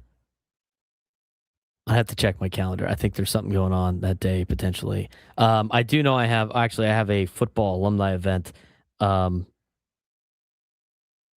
Cathedral. You know what? You want me to ask Cathedral guys? I mean, I could. They'd probably let us on.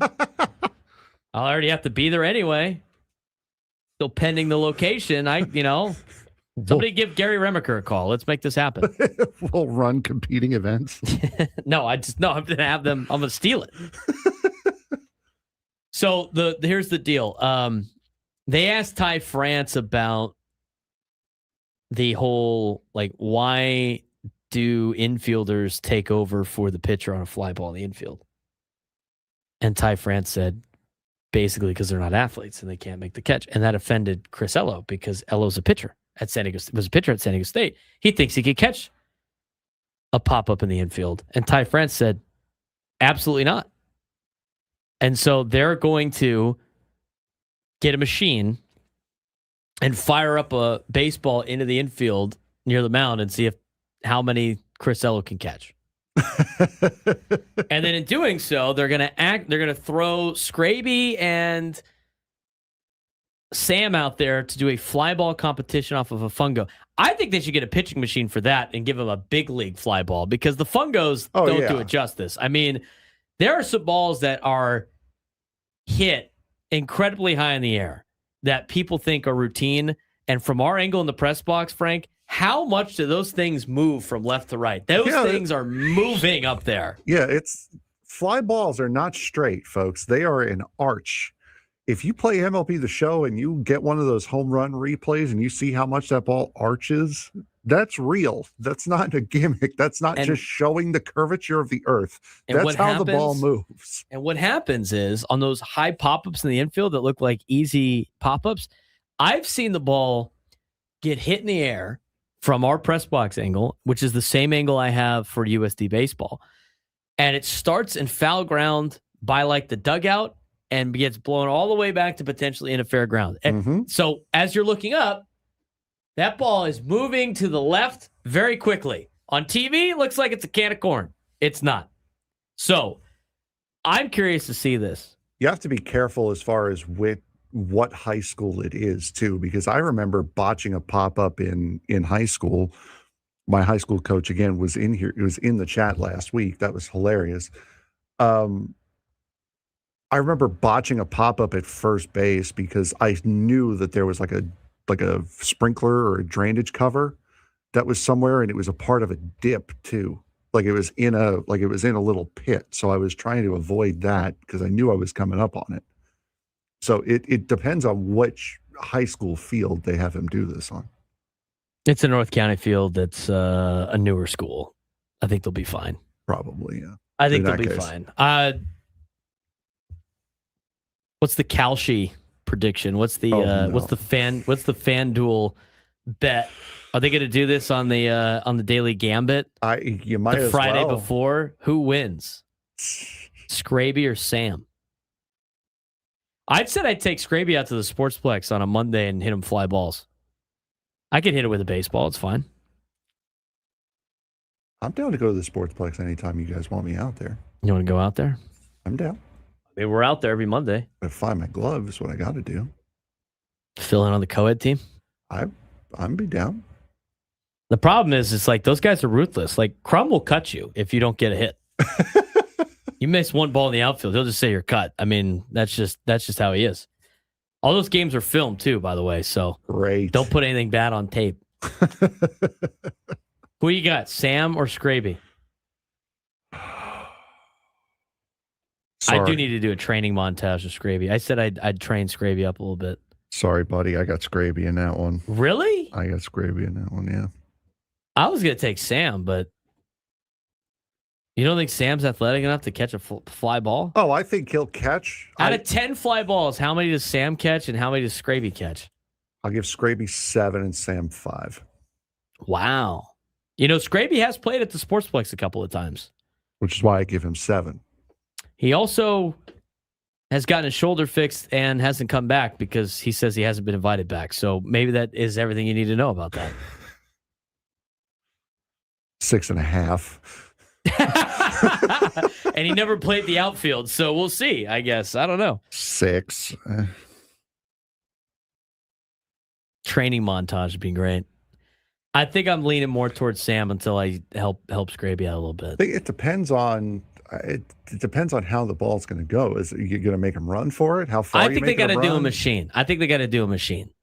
No, I agree. Even still, I mean, I'm down to hit fungos. Or... I'm down to hit fungos, but maybe Frank Marchese get them both loose by hitting fungos, and then you do the machine. No, I can't. You can't hit a fungo? I can't self pitch. I've never been able to. I'm so can't bad. Throw the ball in the air and then hit it. Nope. And you want to play softball on one of my Monday teams? I can hit normally. I can play normally. I've always had a problem with self-hitting. Always. I also haven't done it in years, so that may have changed. You're not really selling yourself on this at all. I can't physically throw the ball in the air and then hit it myself. But tell me what, when somebody else throws it, brother, I'm on it. There's a reason Please tell me you don't swing and miss. No. There's a reason why I'm here and not on a field somewhere.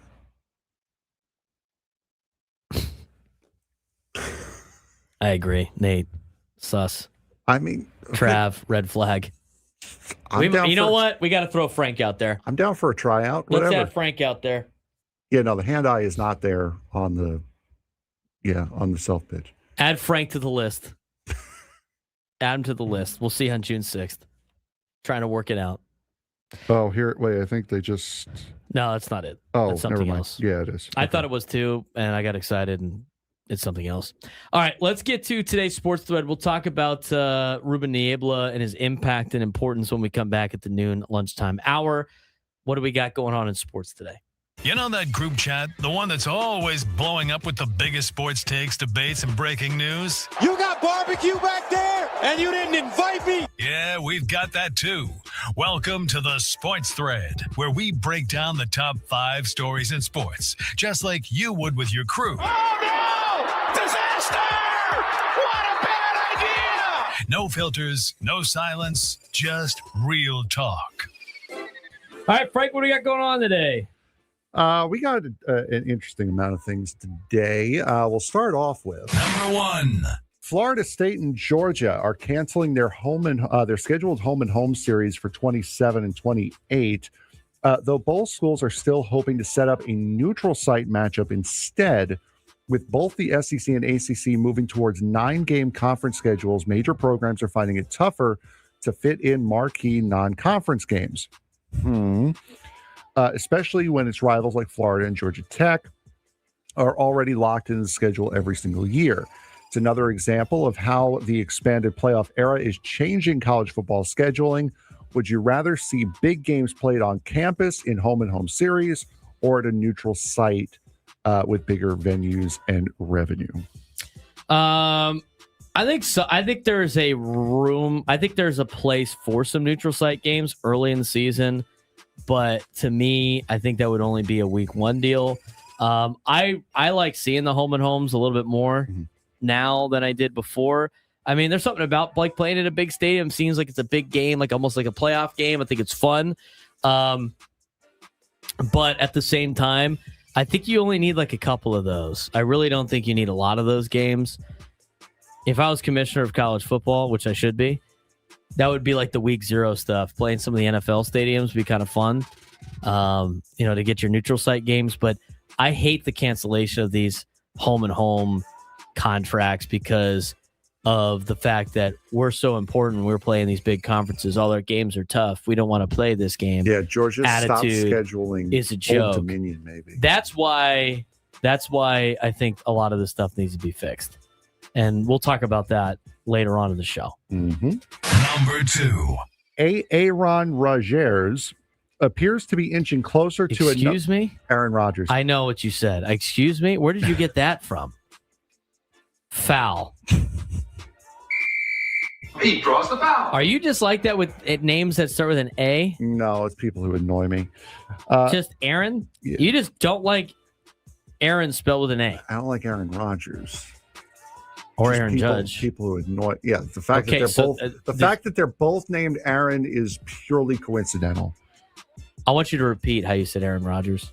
Aaron Rodgers appears to be inching closer to another season in Pittsburgh as the veteran quarterback is expected to visit the Steelers this weekend while both sides continue discussions about a possible deal. There is no official agreement, but team leadership has remained publicly confident that Rodgers will return after helping guide Pittsburgh to a 10-6 record last season. If it happens, Rodgers would reunite with Coach Mike McCarthy, the same duo that won a Super Bowl together in Green Bay, while giving the Steelers another shot to compete in a loaded AFC. If Rodgers returns to Pittsburgh, do the Steelers become a legitimate Super Bowl contender, or are they still a step behind? I don't think they're a Super Bowl contender with Aaron Rodgers. No. At all. Not this Aaron Rodgers. No, absolutely not. I don't think, him and Mike McCarthy are going to... didn't they have a bad falling out with the Packers? They did, yeah. It's funny how that article kind of glossed over that bit. After they beat the Steelers? And now they're both on the Steelers? Well, hey. Come on, dude. Like, give me a break. Aaron Rodgers, it's time to hang it up. Yes, it's time to hang it up. Like, go away. Just go away. One Super Bowl for him. Nice. Number 3. Has he even been to a Super Bowl since? No, he's only been to one. FIFA is facing major backlash after dramatically increasing ticket prices for the World Cup final, with some premium seats now listed at nearly $33,000 and resale listings climbing into the millions. Lawmakers are questioning FIFA's use of dynamic pricing, while fans are criticizing the growing cost of attending what's supposed to be the world's biggest sporting event. FIFA argues the prices reflect market demand of the United States, but the controversy is adding to concerns that average fans are being priced out of a World Cup experience. Have ticket prices for major sporting events gone too far, or is this simply the reality of high-demand sporting events? Prices for things are what people are willing to pay to go to said things. So from that standpoint, if you continue to pay these prices to go to said events, what do you think they're going to do? They're going to keep raising the prices based on the demand that people want to go. You don't want to pay those kind of prices, you stop going. That's how this works. I mean, if you want to make that decision, and I think there's a lot of people that financially decide that they're going to spend a ton of money on these games, that's their right to do. But eventually, like, if you want it to go down, you're going to have to stop going. Like, they're going to need like massive empty stadiums for them to like lower the prices. Plus, in the United States, what did he say? Like, they pay that for a college football game. They should be paying that for a World Cup game. Like, is that what the FIFA guy said? I believe so, yeah. The problem is, it's like they sell the initial thing is they sold it to all scalpers and they control the demand of the deal. I mean, the ticket prices for events are outrageous for a lot of these events. Something that Live Nation got in trouble. FIFA, nonprofit, by the way. Padres.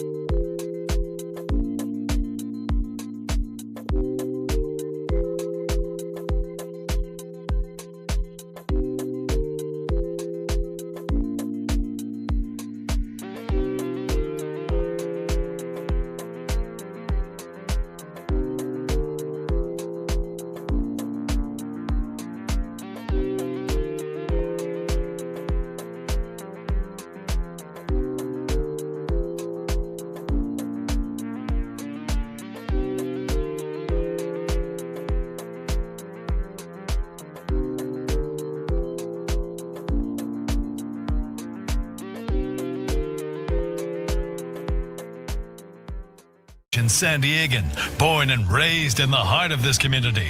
Passionate, opinionated, and always bringing you the real talk on your teams, your city, and everything in between. Braden totally knows his stuff. He's ready for the next step. That guy is good. Live and local, it's the Braden Surprenant Show. But I think Braden's one of the up-and-coming young stars in the media game in San Diego. Now, here's your host, Braden Surprenant. New Lunchtime Hour on the Fan is brought to you by the Craft Taco. Both flavors, 2 locations, Sorrento Valley and inside Balboa Park's Natural History Museum. I'm waiting for the tacos. Where are the damn tacos at? Where are the tacos at? You try to jump it every single day because you keep forgetting. I paused right there for it. That didn't sound like I you paused. were going I've paused every single time. to. Okay. That was a pause. I don't want to hear from the guy that couldn't even find the place. Found it, though. Got distracted by the lemur. By Zabumafu. Guy was in the way. The best part about that entire deal on the Craft Taco thing with that was you made it sound like it was very difficult to find. And Eddie from Craft Taco was like, it's really not that difficult. Like, we need to have... And then you went again, and it was like, oh, my God. It's literally right there. Well, no. Somebody did a video, right? Somebody did a video. Yeah. They're like, hey, it's right here. No, but again, I had seen it the first time, but I didn't realize that was it because it just looked like a regular, like a cookie or pastry stand. I didn't like realize they were both in there together. Stand. It was a pastry stand, he says. Yes, it looked like it was not that, but I saw exactly where I was shown. I saw it. I didn't realize it was both. I think the winner of the fly ball contest should get free Craft Taco from the loser of the fly ball contest. That's fair. And anybody that goes to support and put on the event, me and you, also get free Craft Taco. I think that's fair. Yeah, that works. Since we're not allowed to participate. Well, I'm not allowed to participate. You haven't asked. Too good to participate. What if you have to send a tape in? Oh, yeah, Frank. You know what? Actually, why don't you get out there and catch some fly balls? That'd be so rude. What's up, guys? I'm here. Did you notice the difference, by the way, when I said, like, at the beginning, we weren't invited? Frank was all upset. And then I was like, well, they said we're too good. Hey, you know, I don't need to participate in this anymore. I'll take that as a compliment. Let's get back to Michael King for a second. We teased it, and we talked about Scraby and Sam catching fly balls coming to a YouTube stream near you. And what we teased was what Ruben Niebla has done and the importance of him that keeps growing for this organization and how he might be one of the most valuable people in the entire organization. In this AJ Cassavell article about Michael King, he talked about how Ruben Niebla called Michael King at 11 p.m. with mechanical ideas and video breakdowns. That's not very normal coach-player communication. Obviously, they're obsessed with trying to figure out what makes our players better. Shows what this coaching staff is about. Shows what these players are willing to do to become better before, you know, they lose 3 or 4 games here, Frank. We have to hear everybody say they don't care. Having a phone call conversation at 11 p.m. about pitching mechanics, I would say you probably, that's not, does that sound like, you know, an organization that has players that don't care? Not really. No. The Padres pitching infrastructure continues to look very elite. Communication, analytics, mechanical adjustments, scouting integration, trust between pitchers and coaches. And the Padres may not have enough healthy starters, but they clearly have one of baseball's strongest pitching development systems because the Padres still believe that King has ace DNA. I believe that with the way that he has pitched. I think Ruben Niebla's comments were very telling in this article because he identified 3 things that make King special: competitiveness, deception, pitch movement. That combination allows King to survive even when his command isn't perfect. Even when Michael King in the article says he's bad. He's been bad this year, his own opinion. That's what separates good starters from frontline guys. A normal pitcher loses command, he gets shelled, he gets beat up, his ERA is 4 to 5. King loses command, still gives you 6 competitive innings. Oh, and by the way, through 8 starts, has a 2.75 ERA. Still putting up ace-like numbers, even though he feels like he is bad. That's why the Padres extended him. So they gave him a contract. Hopefully, he stays in that contract for the next couple of years because he does have opt-outs. But Michael King, in this article, it's laid out by AJ Cassavell, he's chasing Garrett Cole status. The most interesting comparison in the article that I found was King talked about his Yankees days with watching Garrett Cole. And King explained that when Cole pitched, relievers mentally relaxed early, bullpen arms expected length, and everyone knew Cole would likely dominate into the 7th inning. Then came the revealing line in this article, quote, "I guarantee our bullpen does not feel that way with me yet." And that matters. That yet matters because King clearly sees himself as someone capable of becoming a true number 1 starter, someone capable of being an ace, not just a reliable piece, not just a good piece, but a true ace that changes bullpen usage and organizational confidence every 5th day. And that mentality is important. And I think that mentality, Frank, shows the team aspect of Michael King. Because Michael King right now could be sitting there looking at his ERA through 8 starts going like, yeah, I'm pitching great. This is great. He's thinking about, I got to get deeper in games for my bullpen. I know I have more in the tank. I know I can be better than what I am right now. I want to help this team win. I love that mentality out of Michael King. I love the conversations he's had with Ruben Niebla. And this is why the Padres gave him a contract extension and why I hope he stays with this organization for a long period of time. This is a great player to have in your rotation and a great player to have in your clubhouse. Yeah, for sure. He's gritty. He's got fight, and he's also expects the best out of himself. Not that every player doesn't, but he's holding himself to a high standard, and he's not satisfied unless he's hitting at least what is reasonably close to that standard that he has for himself. He's competitive. He's a gamer. You see it every single time he's out there on the mound. And to add that bullpen, wanting to fight for the bullpen kind of mentality there, that's also really, really positive because he knows it's not just about himself. It's about the guys around him as well.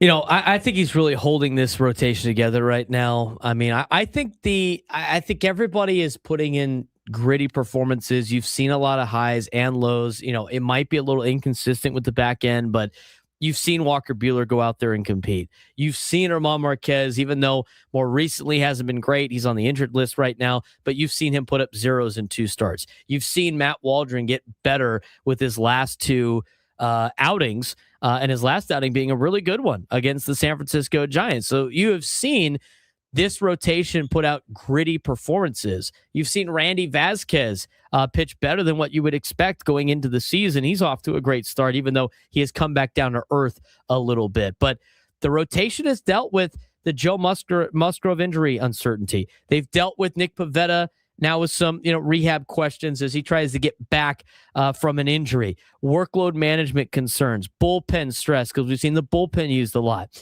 Offensive inconsistency, creating low margin games where you got to be even better from a starting standpoint. Without King stabilizing the rotation, things could look a lot more shakier for this team, and the record could be a lot different. It's great to be able to lean on Michael King almost every 5th day to give you a great outing. Look, they lost last night, but he gave you an opportunity to win by only giving up 1 run through 6 innings, and he has become the stop the bleeding starter. He's been that ace type guy that you need in this rotation that I think has helped materialize this rotation that has had so many question marks. Yes, for sure. He has been that ace caliber pitcher, that guy who you said you turn to stop the bleeding, the guy you turn to when things aren't going right to get a good start. And that's for us, that's pretty darn good, because the Padres don't really have one of those right now. They don't have that ace that you can promise, no, that you can guarantee is going to go out there every single outing and get the job done. So if the closer and closer that he gets to that, the better and better this organization is going to be. Even when he doesn't feel right mechanically, as he doesn't feel right mechanically right now, he gives the Padres innings. He gives them competitiveness. He gives them consistency. He gives them a chance to win. And that's very valuable right now for the Padres with everything that's going on with the team. Now, obviously, there's some bigger warning signs with this as well. I mean, how sustainable is this version of Michael King? He's grinding through innings. He's mentally taxed. I mean, he even said it, and we talked about it in a previous segment about how Michael King feels mentally exhausted after every one of those starts. He's throwing high pitch counts. I mean, yesterday, they kind of limited that a little bit. He left the game with 86 pitches. He's compensating mechanically to try to figure out his sinker and his command. He's relying heavily on sequencing. I mean, these are all not things that you necessarily want your starter to do. And that can wear a pitcher out over time. I just think that Michael King eventually is going to get that sinker back and the command of his sinker back. And as much as the Padres are thrilled with the ERA that he has right now, they got to get him back to feeling confident and good in his pitching so he doesn't have to do this for a whole 162 game season, because I don't think he can give you 30 starts doing this, what he's been doing. It's great. It's working so far, but you got to get him in a state of mind where he's not mentally drained because of what he has to do to get people out. No, again, and law of averages. There's going to come a time where it is going to fall apart. So he really does need to figure out soon how to get the ship righted and how to get himself back on the right track, or what he feels as though is on the right track. So yeah, I mean, it's going to take time, but no, he is not going to. He is not. I lost my train of thought, but it's going to take some work, but I'm very confident that he will get there. I think so too. I mean, internally, the Padres have to know that they need the easy version of Michael King to return eventually, because the complex version of Michael King it's not going to last. He's just going to get burnt out at some point during the season, and you can't have that. Not with the way the rotation is holding up right now. I mean, he is really carrying this rotation. I think it's a big reason why the Padres have racked up a ton of wins. When you look at the numbers of the Padres and you start questioning how is this team winning games, Michael King's part of that equation. He's a big reason why they're winning a lot of these games. I know they lost yesterday, but overall for the season, he's been that stabilizer of the rotation. And, he's trying to be that ace of this staff that the Padres desperately need going into the rest of the year. And I said it, and we talked about it with Joe Musgrove being on the injured list, of course, on the 60-day injured list, being put on there yesterday, and Nick Pivetta, and what you're doing, Lucas Giolito and Griffin Canning. Like, we'll see when Lucas Giolito comes back. Sounds like he's going to make one more start before coming back on the rehab assignment. I think Walker Buehler's pitched competitively. I think Matt Waldron has gotten better of his last couple of starts. Griffin Canning looked good in his debut. Hopefully he can build off that tonight.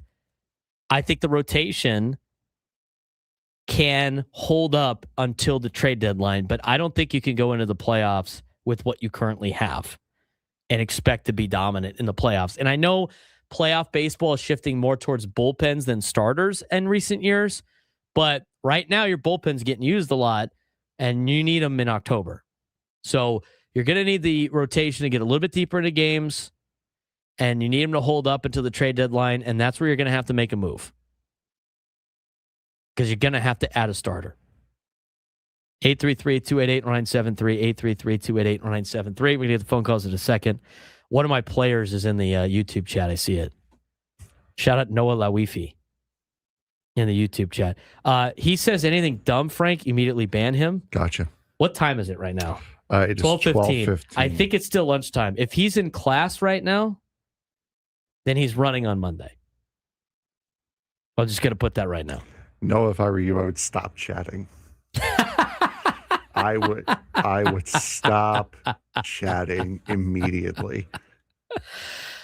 We already got one class shut down at Cathedral for one of the football players watching the show in class. We appreciate it. Oh, we love it. It's Don't great. do it. Nah, probably not. He said, let me get a shout out. There's your shout out. Go Aztecs. Pay attention in class. Go Aztecs. That's not even busted. That's outed. That's a self-report is what that is. That's not getting outed. Go pay attention to buy whatever class you have next.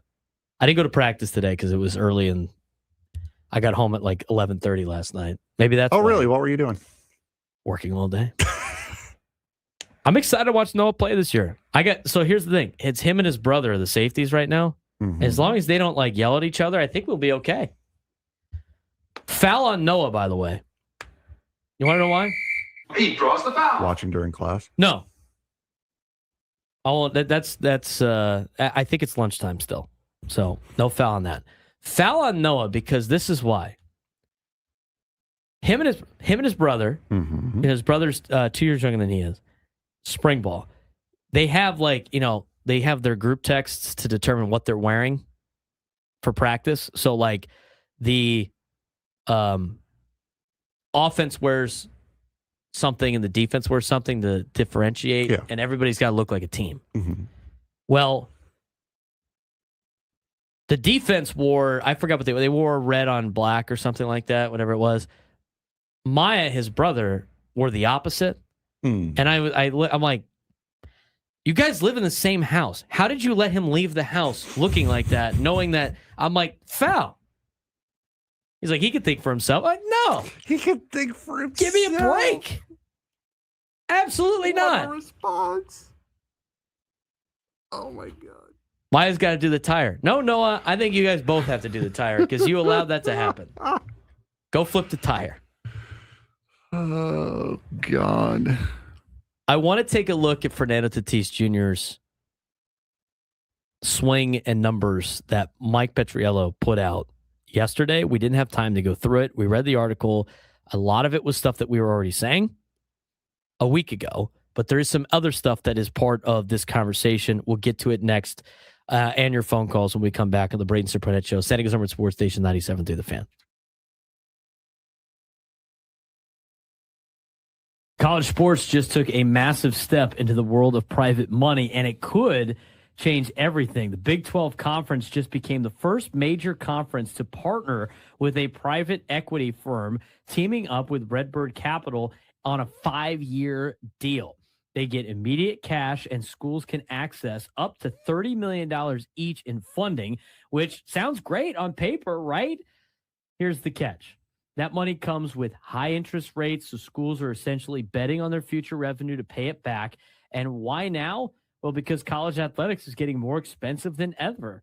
NIL deals, paying players, rising costs, it's all starting to add up. And this might just be the beginning. If this works, expect other conferences to follow. If it doesn't, schools could be dealing with serious financial consequences. So the question is simple. Is private equity saving college sports or turning it into a business first and a game second? We've got a major shift in the business of college sports, and this one could have long-term implications for every conference in the country, Frank. Yeah, absolutely. The Big 12 Conference has officially approved a 5-year partnership with Redbird Capital Partners, becoming the first major college conference to strike a league-wide private capital deal. Now, let that sink in for a second. This is a private equity firm entering college sports at the conference level. We talked about it a while ago with Cal when they did their private equity thing. Now this is the full conference that is getting in on this deal. Yeah, Utah had the private equity deal. Yes, Cal Utah did the changing the layoffs, of the department and outsourcing their basically their communication and media department. My mistake. Here's how this works. Redbird is providing the conference with an immediate $12.5 million capital infusion, while also helping the league grow commercial opportunities, things like media rights, sponsorships, and overall brand value.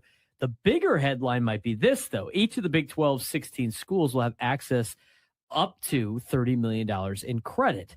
But here's the catch. That money comes with double-digit interest rates, meaning schools that take it on are betting heavily on future revenue growth to pay it back.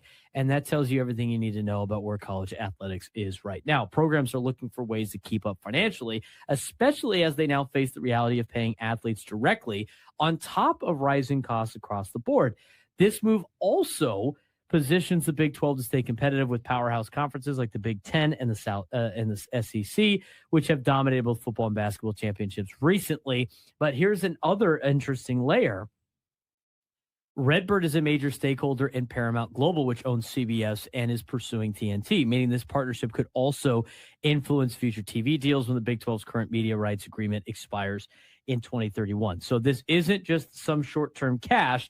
It's long-term positioning in media rights landscape, and the Big 12 isn't alone in exploring these options. Schools like the University of Utah have already dipped into private equity like we talked about, while other major conferences have at least considered similar deals. And the reason is simple. College sports is becoming high-stakes financial arms race, and private capital might be the next major weapon to this conversation. Now, Frank, as somebody that is a Big 12 fan, because of the fact that my college is in the Big 12, I find this to be very interesting. I have yet to receive any type of email as a season ticket holder about TCU accepting this $30 million.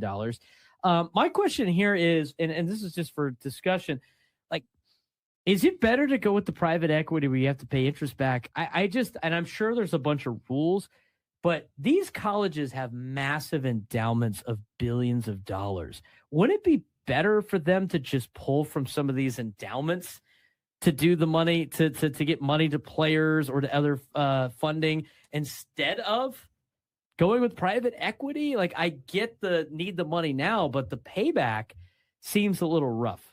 I would not touch this $30 million with a 10-foot pole. I understand the need. If you're a bottom feeder in the conference, you're trying to get back on track with everybody else. If that doesn't work, then you've put yourself in an even deeper hole than what you were already in. If you're at the top, if you're at the upper echelon of the conference, you're trying to get that one step ahead to break away and get closer towards the Big Ten and the SEC schools that have been dominating college athletics here recently. So I understand why you would do it each way. It's just, for me, the risk isn't worth it to me, because you're either going to get a national championship, or you're at least going to put yourself in that conversation for a short period of time, or you're going to completely financially ruin your school. I think this is, from a Big 12 conference perspective, I understand why they made this move, because they need to compete with the SEC and the Big 10. Now, the Big 12 making this deal and then letting the schools decide, I think, is the best case.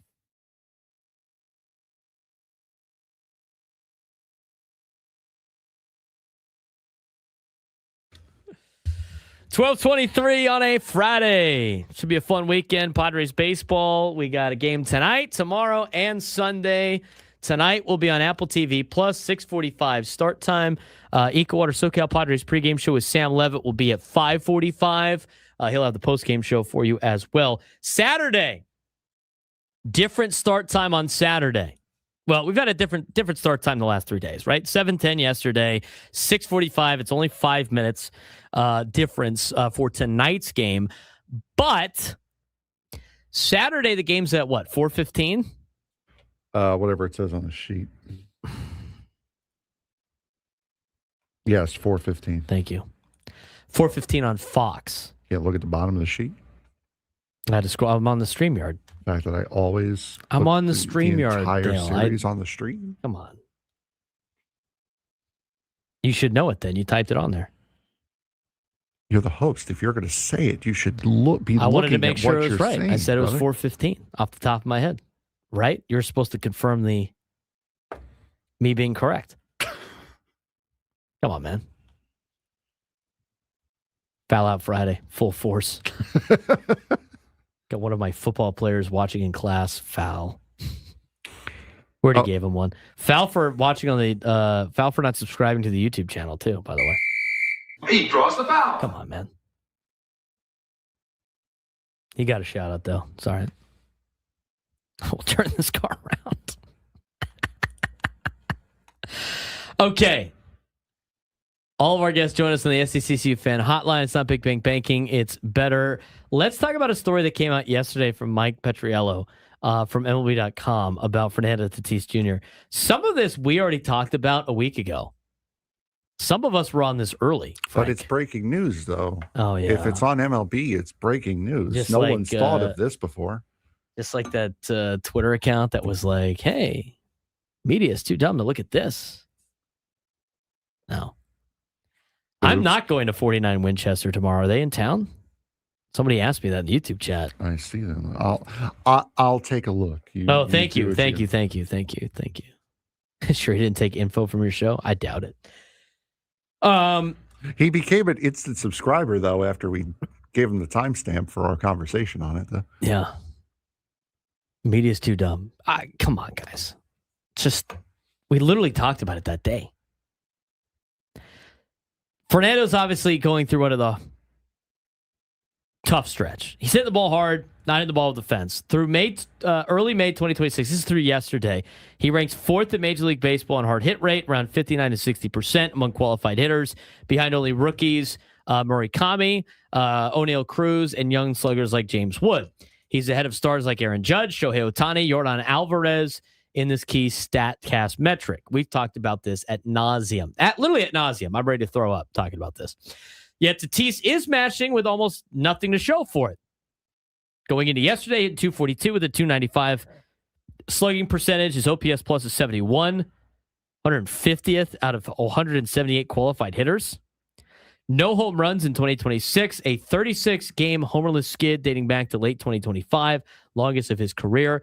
Dropped to 5th in the Padres lineup yesterday. He was 4th yesterday. That was going into yesterday, which is the lowest since his 2019 rookie year. That doesn't really bother me too much. And what Mike Petriello alludes to is Tatis is making elite contact, but his batted ball profile is completely flipped toward the opposite field and to the ground. Here's the key data and visual evidence. Hits under 200 feet. Tatis ranks 4th in Major League Baseball at 71.9% of his hits traveling 200 feet or less, 23 out of his 32 hits. Only slap hitters and contact specialists like Chandler Simpson, Luis Arraez, and Austin Martin are higher. This is wildly out of character of a proven home run hitter. Pull rate collapse. 2021, when he hit 42 home runs, he was pulling the ball 22% of the time in the air. In 2026, it is 5.2% of the time. Dramatic drop from previous seasons. And the table that they showed in this article showed steady decline from 2022 or from 22.2% in 2021 to just 5.2% now. His stance has changed. In 2025, an extremely open stance at 38 degrees open. In 2026, it's much more closed, 10 degrees open, tied for 125th in Major League Baseball. Depth in the box and distance off the plate has also shifted slightly. 26.2 in depth to now 29 to 30.1 feet, inches off the plate. So 26 inches off the plate to now 30 inches off the plate. We talked about his swing metrics. I don't want to get too much into that. Baseball Savant had a 3D visual of this on Mike Petriello's article. So if you want to go check that out, you can go see it on MLB.com or on Padres.com because it was linked to that. Bat speed remains elite. That's the biggest thing that you want to look for. Greater than 75 miles an hour, which is above MLB average of 72. His swing path and tilt, steady at 30 degrees, unchanged for years. Not the issue. It's the attack angle. Where have I heard that before, Frank? Our show a couple weeks ago. Correct. It's dropped to 6 degrees, below the MLB average of 10 degrees and around, just outside the zone that you would want to be. The attack direction, 4 degrees, opposite field. That means he's late or he's attacking the ball the opposite way instead of pulling the ball. He's going to get more grounders doing this, which is a career high 52%. He has higher strikeouts, 25%, and opposite field tendencies that kill power against fastballs. 179 average, 0 extra base hits versus 4-seamers this year versus a 293 average he used to have and a 544 slug previously. Bottom line from Mike Petriello's analysis, it's not a lack of power. It's not bad luck. Tatis is hitting the ball as hard as ever, harder than anyone in baseball. It's 100% his approach and timing at the plate. Close stance, lower attack angle, extreme opposite field focus, grounders, short hits, zero pull air power. The good news is everything is fixable. The underlying tools, the hard contact, the bat speed, the swing path are intact. But for Fernando, it's the mechanic stuff, and that's why it's not crazy. Only one ball all season would have been a homer in multiple other parks. April 5th, sac fly that he hit. Every other top 10 hard hit rate player has multiple homers. Tatis is the only one with 0. This mirrors some historical all fields experiments that worked for pure hitters like Tony Gwynn, but rarely for power guys like, rarely for power guys unless they're a guy like James Wood, who's just kind of a freak. Padres are staying patient. Recent quotes suggest that they're switching it up in the lineup but not panicking. But overall, the verdict is Tatis is in a self-inflicted slump driven by mechanical and approach changes. History says the power will return quickly once he reopens his stance and starts attacking the pull side in the air again. But right now, it's the most bizarre elite contact, no power story in baseball. And as we talked about earlier on the show, they have been working on this. We saw it yesterday. Did we not? Oh, I did. You weren't there. But yes. So again, this is everything that you want to know about Fernando. It's not his lack of ability. It's not because he's not on PEDs anymore. Not about all the nonsense that people that don't pay attention want to spew to you. He is fixing his swing. It's going to take some time. And once he figures it out and he fixes his swing, Frank, I think you're going to see a lot more home runs coming off the bat of Fernando Tatis Jr. Yep. I'm about done talking about this. This has become one of the most nauseating conversations that we've had. I agree. He is going to hit home runs. He is going to hit them soon. They will be before the end of the season.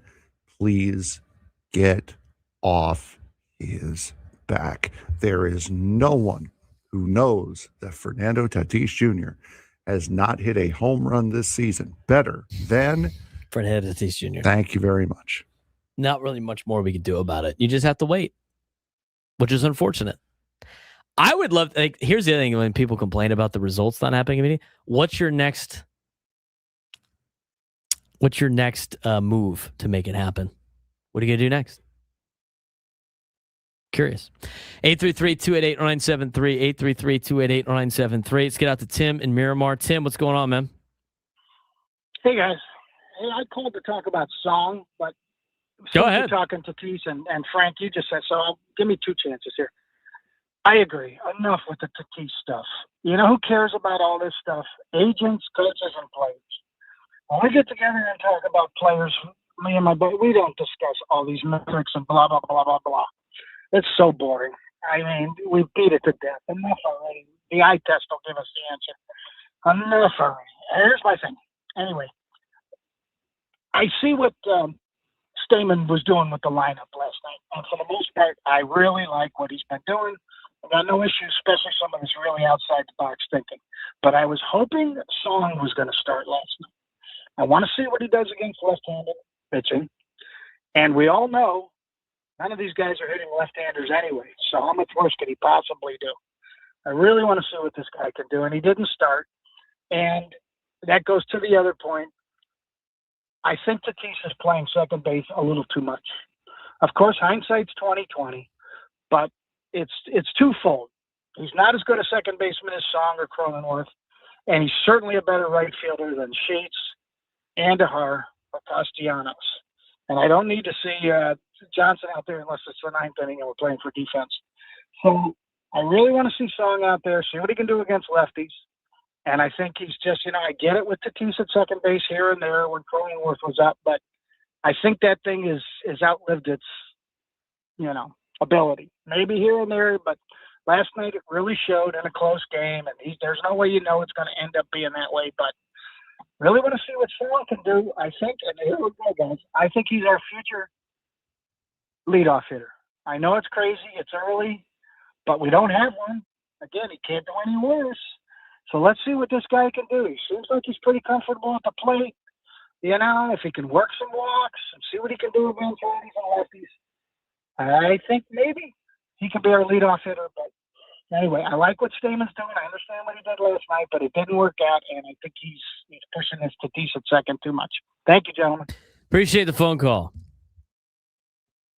I mean, the thing with, like, to me, the reason why they had Tatis at second yesterday, well, we got to take a break. I'll tell you why. I'll tell you why when we come back.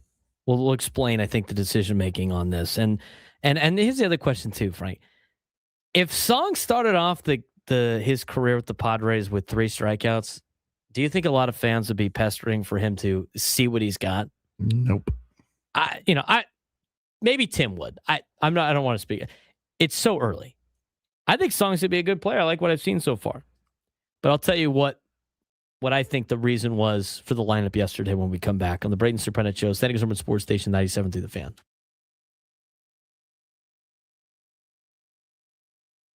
San Diego baseball might be one of the most dangerous late-inning teams you're not talking about. This week against Portland, Toreros scored 7 runs in the final 3 innings twice, including a comeback win on Friday. The problem is, though, well, they're digging themselves into holes too early. Pitching inconsistencies and big innings from opponents are forcing USD to play from behind. And while the offense is responding, it's not always enough. Meanwhile, USD men's tennis is making history. They just swept UCLA 4-0 to reach their first ever NCAA Sweet 16, and they're doing it with serious momentum, winning 14 of the last 15 matches. Can San Diego baseball turn late game fight into complete wins? And how far can this red hot tennis team go? In a week, it was a week of ups and downs across the University of San Diego athletics, highlighted by late inning drama on the baseball field and a historical breakthrough for men's tennis and competitive showing from softball as season winds down. Let's start with baseball, Frank. Late inning identity is starting to take shape, but the problem is San Diego is running out of time in the season, and they are digging themselves into massive holes that they have to climb out of in late innings. Yeah, the San Diego baseball continues to show a clear identity. This team does not quit in late games. Against Portland, the Toreros dropped 2 out of 3, but the story wasn't just the losses, it was how they competed. Thursday, San Diego rallied for 7 runs in the final 3 innings, but fell short 9-6. Friday, they flipped the script, scoring 7 of their 8 runs late to secure an 8-4 comeback win. And on Saturday, followed a familiar pattern. San Diego battled back from a deficit to tie the game, but could not hold on in a 9-5 loss. So the takeaway is the offense is heating up. The Toreros now recorded double-digit hits in 6 of their last 8 games, with hitters like C.J. Moran, Andrew Gana, and Diego Gonzalez all swinging hot bats at the moment. The biggest story, though, for the baseball team is on the mound. I mean, their consistency remains the issue, and they give up big innings. And like Portland's 6-run second inning on Thursday or decisive home runs on Saturday continue to put San Diego in early holes. They continue to give up runs late. They continue to walk the bases loaded. They continue to be overall not consistent on the mound, and that's been their big Achilles heel all season. The fight is there for this team, and the team is dangerous late, this Toreros team is, but they haven't been able to stabilize the innings from a pitching standpoint. They could turn these competitive losses into wins down the stretch if they could get some type of pitching, but they haven't consistently been able to throw strikes. They've allowed too many free passes, and when they do throw strikes, other teams have been tagging the mistakes, and that is not a recipe for success in any level of baseball. On to softball, competitive series but missed opportunities. USD softball wrapped up its final road series of the season against Pacific, taking 1 of 3. Toreros jumped out early in multiple games, including a 2-0 lead on Friday and another early advantage on Saturday. The highlight came in Game 2 when Taylor Johnson launched a 3-run homer that powered San Diego to a 5-3 win. Sunday's finale was another close battle, with San Diego rallying late but falling just short 4-3. The trend here is very similar to baseball. Competitiveness isn't the issue. Execution in key moments is, and whether it's holding leads or finishing rallies, the margin for error has been thin. Still, with the regular season wrapping up, San Diego has showed resilience and flashes of strong offensive production heading into their final home series. But the big story of the week for USD Athletics, Frank, history made in San Diego with men's tennis. Yeah, for sure. The biggest story was men's tennis. The Toreros made program history by advancing to their first ever NCAA Sweet 16, and they did it in style. After a 4-2 win over UC Santa Barbara, USD followed that up with a dominant 4-0 sweep of UCLA, a team that had previously been a postseason roadblock, led by stars like Oliver Travitt and Stian Klaassen. The Toreros controlled the match from doubles through singles, showing composure in big moments and feeding off a strong home crowd. Now winners of 14 of their last 15 matches, the Toreros head to the Sweet 16 with some serious momentum and chances to keep rewriting program history. And again, those all came right here in San Diego in Linda Vista. Yeah, they get to host for the second straight year here for the NCAA tournament. They're going to the first ever Sweet 16, and Oliver Tavert is doing a phenomenal job after what was a great summer when he was away and competing at Wimbledon. So we'll see what the Toreros have in store in all three sports: baseball, softball, and in tennis. Baseball back in action on Tuesday against UC Irvine at Fowler Park.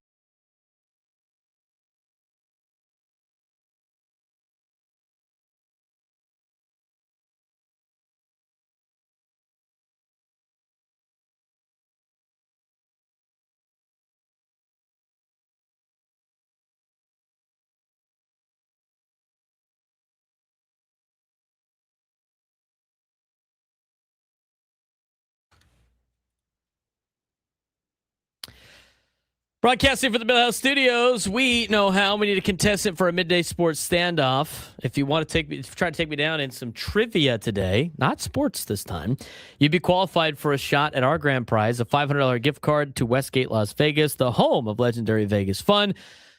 Now offering the breakaway from the fees package, including a $75 daily dining credit, a two-day spa passes, daily cabaret tickets, complimentary valet parking, and zero resort fees. Special rates and starting at $89 a night. Book now at westgatelasvegas.com. 833-288-0973. 833-288-0973. Oh, by the way, 49 Winchester is in Pioneertown tomorrow night. Where is that? 2.5 hours away. No, I'm not going to 49 Winchester. I like some of their songs. We play it coming back from break every once in a while. Okay. Going to break, I talked about like the Sungwon Song situation, right? With the deal of, Nick Castellanos starting in right field, because everybody was like upset with that yesterday. So I think it's very justifiable about the lineup yesterday with the Padres, because they're kind of easing in Sungwon Song to this team. They really are. They're easing in Sungwon Song to this team, to Major League Baseball. That's why they had him start in AAA El Paso, and that's why they're letting him ease into Major League Baseball. I think Frank brought up a good point with this too. Before we start really talking about the lineup from yesterday and why Craig Stammen made some of these decisions, in our opinion, is he going to be on the team in the next 6 days when Jake Cronenworth comes back? I think it's a legitimate question. I mean, he's the guy that's got options. They could send him back down to AAA El Paso, right? Like, everybody else doesn't. So, what did you mention? I just want you to say it because this is what you said. I think it's spot on. This is not a 10-day IL stint where he's going to need rehab and come back. It might take 2 to 3 weeks. This is a 7-day concussion protocol. I think today is like day 3 or 4 of that 7-day concussion protocol. So Sungwon Song may only be here for a couple more days.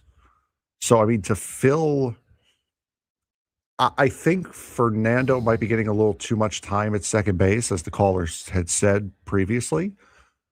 But I don't think plugging Sungwon Song in there for 7 days, getting him used to playing Major League Baseball every single day for a week, only to take him right back out because Cronenworth comes off of concussion protocol, I don't think that's fair to him either.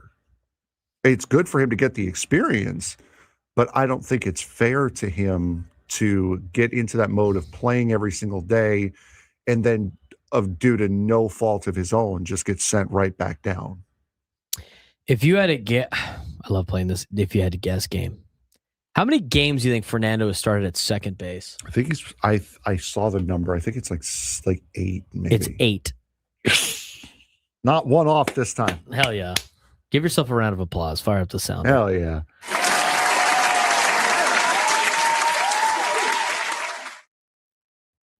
I feel like 8 games is not enough on the situation of like, we've had enough of this. No. It's been 8 games. He's played 29 games in right field. He's played 8 games at second base. The only thing I would say to that is I think you need to like I said at the beginning, I think you need to shift Laureano into right and then have whoever is replacing, whether it be Sheets, whether it be Castellanos, whether it be Andujar, whether it be Johnson, play left. Because Laureano has played right field before. So I would feel a little bit more comfortable with Laureano playing behind him, who's your everyday player. If you're going to move Fernando in, I would move Laureano to right and then have your replacement, your fill-in, play left. So I don't mind Fernando playing second base. His numbers are ridiculous playing second base, and I think it's just a coincidence. He's hitting .433 in the 8 games he's played second, with a 1002 OPS. Sorry, he's got a triple, a double, an RBI. It's ridiculous. Like I don't think it really correlates. I have other numbers in terms of like his career numbers. They're slightly better in the infield than they are in the outfield. You can factor out 2021, and they're still better in the infield than they are in the outfield. Ever which way you cut it, that's kind of how it works with Fernando right now. But to go back before we get to the midday sports standoff, to the lineup decision yesterday, I understand it. It justifies for me. Okay, you have Song against the lefty. Fine. You don't want to start the lefties? Good. You had all righties in the lineup yesterday anyway. So you have the righties in. I think the way Castellanos has been hitting in the last 3 games, he was hitting .455. It looked like he was finally starting to come to and figure out his at-bats. He needs consistent at-bats to really turn into a player that can help this team. I don't mind him starting. Miguel Andujar all season has been your best hitter. He has to start. Ty France has been playing very well. Plus, he's a righty. So he needs to start over Gavin Sheets. You'd have those 3 guys play.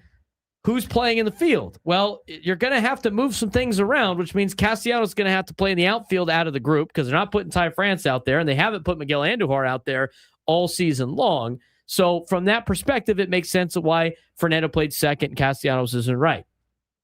You gave up the 1 hit in right field that probably could have been caught from Fernando. I wouldn't consider that a routine play, and it didn't lead to extra runs. But you know what?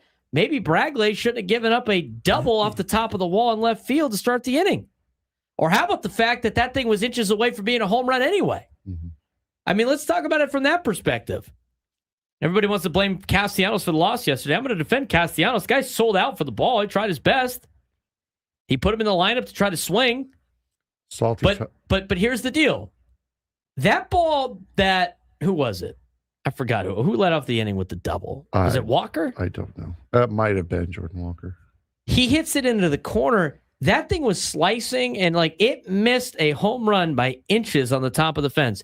That ball goes over the fence, and then they get out of the inning. We're not having this conversation. We're not even having this conversation. It's still 2-1. There's nothing you can do. Nick Castellanos wasn't stopping that ball. Neither was Fernando. I mean, Fernando could have played right field. That ball goes over the fence. It doesn't even matter. It's too much of a what-if game. You lost 2-1 because you couldn't score any runs. You want to put a defensive replacement in? Sure. I don't necessarily know if it makes that big of a difference yesterday compared to if they didn't let him in. Salty Taco in the chat, why do we automatically put Crony back in just because we're paying him $15 million a year? It's about production. You can't just set money on fire. Jake Cronenworth is making more than your entire bench combined. Yes, that's why you put him in.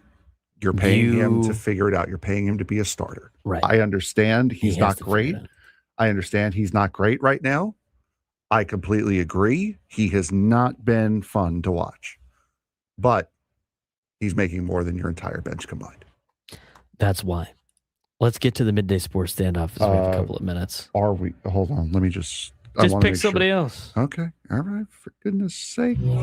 Looks like it might be. Welcome to Midday Sports Standoff on the Braden Surprenant Show. I can't believe what I'm seeing right now. The ultimate head-to-head battle where sports knowledge and quick thinking collide. No, he's no good. Are you kidding me? Contestants will go toe-to-toe with Braden in a sports trivia deal where every correct answer brings them closer to victory. Down the sideline! Wow! Unbelievable! But 3 strikes and it's game over. This is not Detroit, man. This is the Super Bowl. Can you outsmart Braden? The Midday Sports Standoff starts now. All right, Frank, see what we got. Hector, San Diego? First of all. Are you raising your voice at me? I am. Second of all, Hector in San Diego. Yes. Hector, how you doing today, bud? Good. How about yourself? Good. So today's topic, again, Friday, we're going to do a little bit away from sports, a little bit more fun. Another food topic today, McDonald's. That's good. Again, as we found out last week, is the most profitable franchise across the country with a bunch of chains. There are 9 states in which there are more than 500 McDonald's restaurants in it. What are the 9 states? Hector, you have the first guess. I'm like, California? California is number 1 at 1,492 McDonald's. That's crazy. I'm going to go with New York. Like on Manhattan. New York has 767 McDonald's. What place are they in? They are number 5. Wow. Hector? You said they had 700? 767, yes. Hector? I said Texas. Did you guys can you hear me? Texas? 1,224, number 2. Okay, highly populated states here. Let's go with Florida. Number 3 at 986. Hector? Nevada?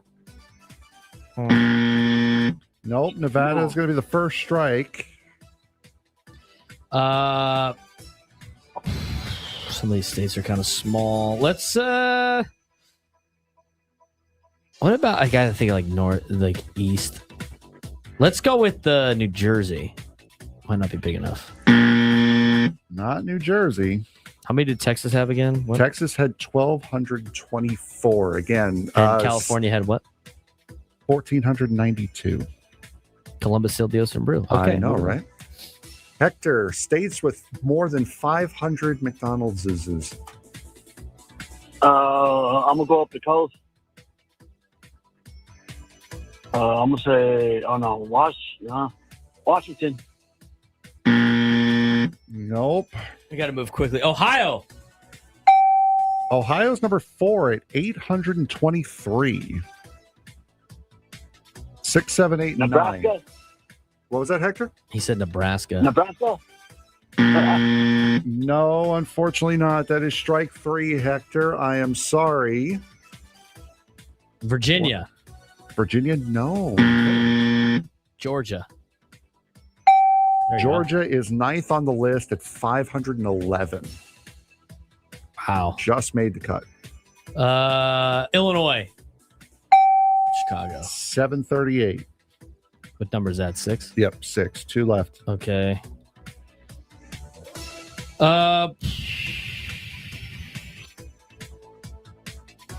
Tennessee? No, it's not big enough. Not big enough.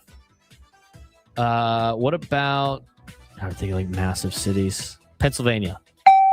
583, number 8. One more. North. Way north. Minnesota. Next to it. Wisconsin. It's like a hand. Oh, Michigan? It's not next to it. It's got a Michigan- state in between. Michigan has 631. Wow. How about that? There you Interesting. Perfect for the noon lunchtime hour. When we come back, we'll dabble into some, I'm going to rant a little bit. Hey, it's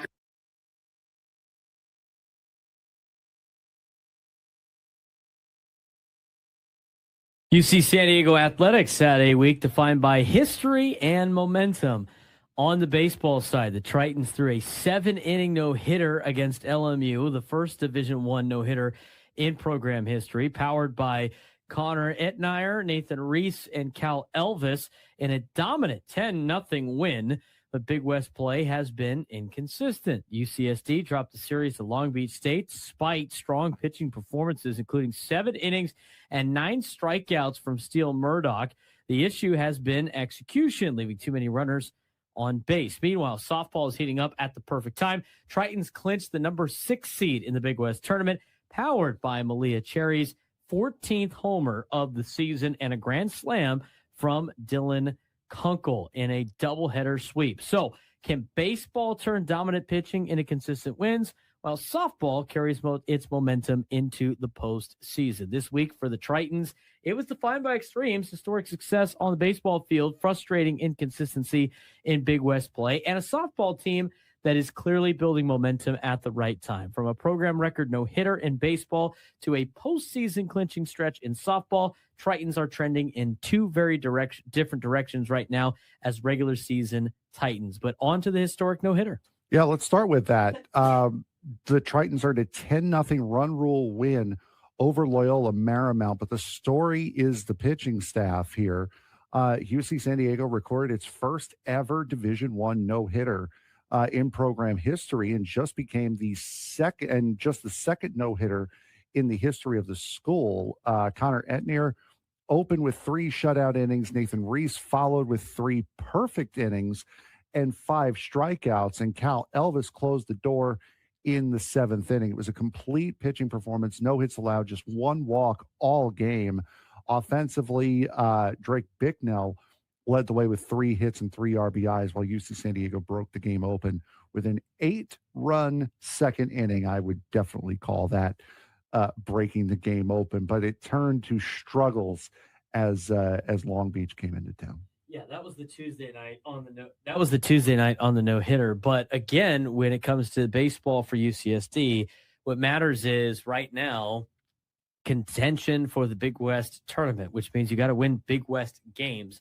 And they have been struggling as of late in Big West Conference Series. And this is one that hurts because they were battling to the top of the standings, but dropping 2 out of 3 to Long Beach doesn't put them in a pretty good spot. And they did that this weekend. So Friday showed promise with Steele Murdoch delivering 7 innings and 9 strikeouts, with the Tritons fell 3-1 after late runs by the Dirtbags. Saturday was a struggle offensively despite 8 hits. UCSD left 14 runners on base in an 11-1 loss.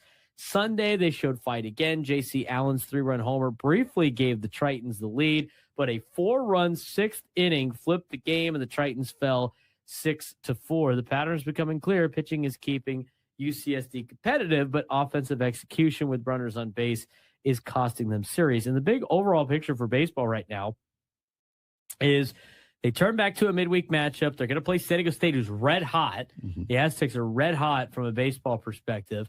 And then they finish conference road play at Cal State Bakersfield. That's a winnable series for the Tritons. At this point in the season, the margin is thin. And UCSD has shown it can dominate anyone on the mound, but needs more consistency to finish games in Big West play, which moves us on to softball for the Tritons, who had a big offensive surge last week. Yeah, this story is much more positive. The Triton softball team had surged offensively, including a 10-2 run rule win over CSU Bakersfield, powered by 14 hits and a breakout performance from Malia Cherry, who continues to rewrite the record books. Cherry launched her 14th home run of the season in that game, while Zara Wasserman and Haley Garcia continue to provide consistent production at the top of the lineup.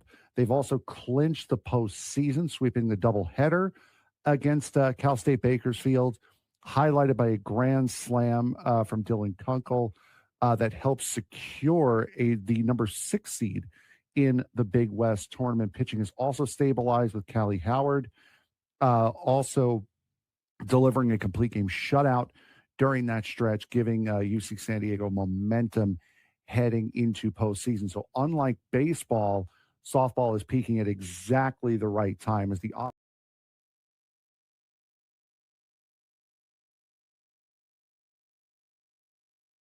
1:00 on the Braden Surprenant Show. San Diego's #1 sports station, 97.3 The Fan. He's Frank Marchese. I'm Braden Surprenant. We're on each and every day from 10 to 2 on San Diego's #1 sports station, 97.3 The Fan. We have picked up another Don's football player in the chat. Another Don's football player has hit the chat. Yes. Isaac Cook has jumped into the chat. Now I know it's not lunchtime because it's 1:00. To the teachers, if you can hear or if you can see what's going on, they better be careful because there are some teachers that do listen during their prep period. Do not take the iPad away. Put us on the big screen so we can scold them in front of the entire class. Put us up on the projector or whatever you guys have there. Make sure everyone can see, everyone can hear, and we will scold them in front of everyone. I told you, Lonzo got in trouble in class. But you know his defense was? I'm supporting an alum and my football coach. We support the teachers here. We do. It is Teacher Appreciation Week, according to Rod. How about our guy Noah right here, by the way? With his own name tagged on there, not knowing that this is... does he not see that that's the deal? God. Noah decided to go, hey, Braden, it's me, 5-star Honor Falave Johnson. Love the show. Let me on one day. Bro. It says your name, Noah. High school kids are hilarious, dude. Hilarious. And then you got, and I already knew it was going to be his deal. His nickname is Cookie. Mm-hmm. So his account name literally says Cookie on there for the other player, Isaac. And immediately goes, how do we feel about Cathedral Catholic safety Noah Lawifi? And then goes, is Isaac Cook cooking or is he going to be a bust? Bust.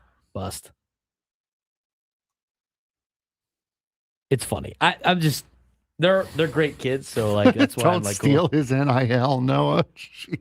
Yeah, come on, man. Too much. I will say this. Congrats to Cook. He picked up like 5 or 6 offers at the college showcase on Wednesday. Hey, congratulations. Wyoming, good for you. Utah State, Nevada. So it's great. That's cool. Go back to class and pay attention. You know what you need to go to those schools? Good grades. Got to talk about that. Isaac, I think, is going to have a big year for the Dons in the fall. He is. You watched him play in the CIF championship game. Yes. Number 4? Mm-hmm. He's pretty good. Yeah, he ain't bad. Yeah.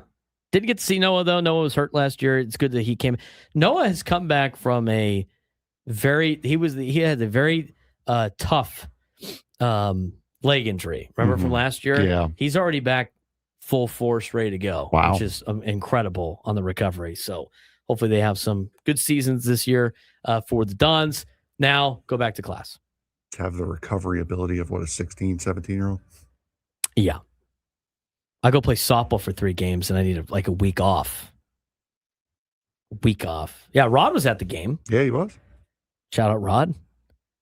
You know what? I might have to, if we make it that far again, maybe for the chat fam, I'll make red and gold Braden Surprenant show shirts so they could fit in with the crowd. There you go. We might have to do that if we make it that far again. There's still a lot of time to go, and there's a lot of good teams in San Diego this year. Maybe we could do a show from Southwestern. That'd be great. You would have to do it by yourself. Doing a show before a game. And you know what? Gwen and Chris used to do those all the time.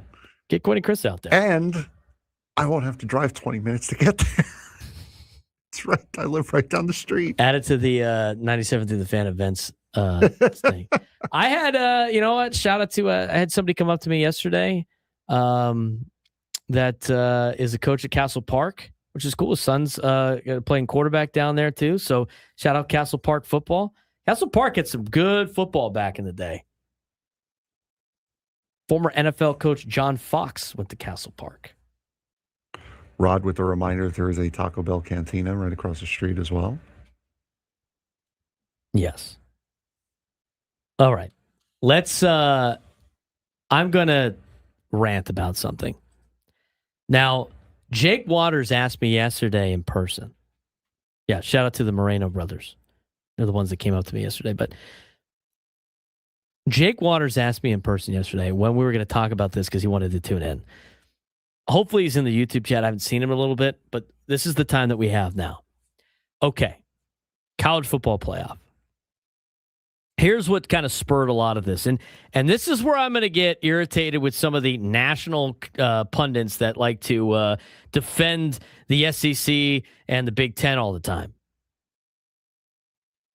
The American Football Coaches Association, which is all different levels of coaching, and they have a college group, obviously, that they elect what their opinions are as a group, so you can understand what the coaches are asking for and everything like that. They usually meet every year.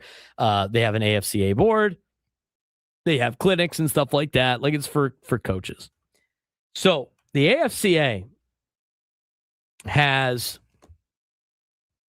voted on what they want for college football, like what the coaches want for college football. This is not meaning this is into rules, but this is the coaches' input for what they would like to see in college football. I like everything that they've said. The American Football Coaches Association is officially pushing for some of the biggest structural changes college football has ever seen, signaling that the current system may already be outdated just 2 years into the 12-team playoff era.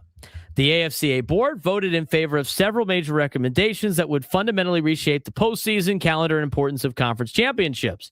AFCA wants a 24-team college football playoff, which is not actually what they said. They said they want anything that's like going to expand. They'll take, they're in favor of the 16 or the 24, the different playoff expansions that are getting pushed. I'm in favor of that too. We'll get to that in a second. The AFC recommended a format with the maximum number of participants aligning with growing support from coaches, television stakeholders, and even political figures.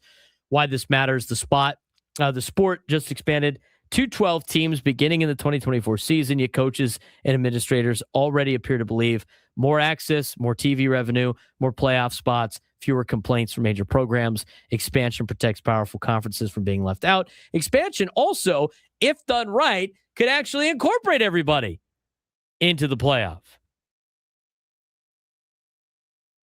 I'm going to get to that in a second. The other thing they want to do is eliminate conference championship games. I'm all in favor of that too. I think conference championship games are a gigantic waste of money and time and effort and a waste of watching. There's no reason for me to watch these. This is enormous because conference championship weekend has become a major TV revenue generator, playoff resume booster. I forget that noise. Traditional part of the modern college football calendar. Conference championship games are a waste of everybody's time. Coaches want them gone because the season is too long. Sure, fair enough. Players are taking too much physical punishment. Sure, championship games often create unfair disadvantages before the college football playoff. Yeah, 100%. Want to know why?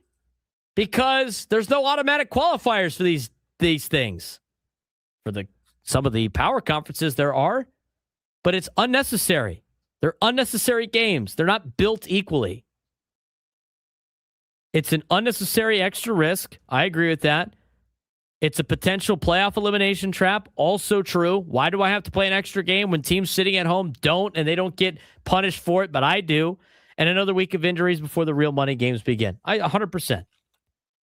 I think the SEC championship game is a waste of time. I think the Big Ten championship game is a complete waste of time. Aside from the fact that they don't view the Big 12 and the ACC to the same standard, it's also a gigantic waste of time because guess who didn't make the college football playoff last year as a champion? Duke. They are wastes of time and money and effort. Get rid of them. If the only thing standing in the way of expanding the playoff is eliminating the conference championship games, I am first in line to say get rid of these nonsense games. The last thing that they threw out there was the season length in terms of like, let's get this thing done by the first week of January. College football calendar is now stretching to late January. The 2026 national title game was played on January 19th. The 2027 national title game is going to be played on January 25th. It's ridiculous. Season ending by the second week of January is what the AFCA wants. At least 6 days between games, more student-friendly, athlete-friendly structure. Unless you're going to change all of the schools and put them on a quarter system, get rid of these extended games into January. I don't think there's much irony to this because this is where like writers and reporters want to get on their high horse or like, oh, well, the coaches want more games, but they don't want the schedule to go late. You can fix this problem. That's why they eliminated conference championship games. They're old. They're boring. They're not entertaining anymore. It's a waste of everybody's time. It's simple. You create the playoff that the FCS is already doing, and you get everybody involved, and you get the 10. They're not going to do this. This is where I disagree with them because it's an excuse to get like the lousy teams from the SEC into the conference, whatever it is. You have all 10 conference champions get in. You have at-larges in there. You know, you can mix it up. You can max out how many teams get in to the conference to the college football playoff. And before people start freaking out about, oh, there's going to be blowouts, all this stuff. Guess what happens? When you expand the tournament to 24 teams and everybody gets a slice of the pie, they all start getting money and funding. They get the eyeballs on their school. They start competing competitively with recruiting. It starts to balance out the sport and everybody's playing by the same rules. But this is going to eliminate how important the big game is between Ohio State and Michigan. Shut up. It's already important to a lot of people. Josh Pate popping off about how it's going to eliminate the importance of these games because a loss matters right now. A loss doesn't matter. It matters for certain teams. It matters for the ACC and the Big 12. But in the reality, it doesn't matter for the SEC and the Big 10. Get off your hypocritical high horse about how you just got to win your games and you're in the conference. Give me a break. Win your games and you're in the tournament. You got to win your games like we do. Oh, you're like cupcake schedule you have, and then you got to like go, trust me, bro, on the SEC schedule you play. Give me a break. Level out the playing field. Give everybody a clear path to make the tournament.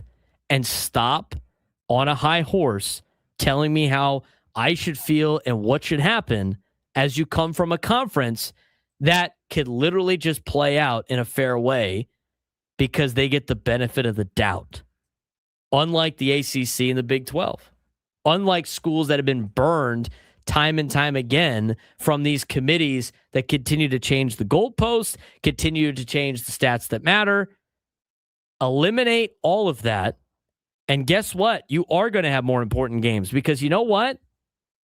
When Western Kentucky plays Florida International and both teams are competing for a playoff spot, guess what I'm going to watch now?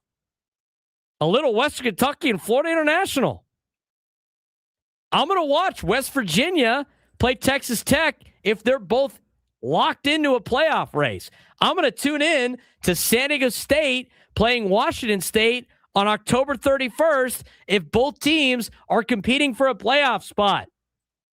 Sure, all of a sudden Ohio State and Michigan's not the greatest thing that's ever happened because you shove it down my throat all the time. But you know what is? San Diego State playing Washington State.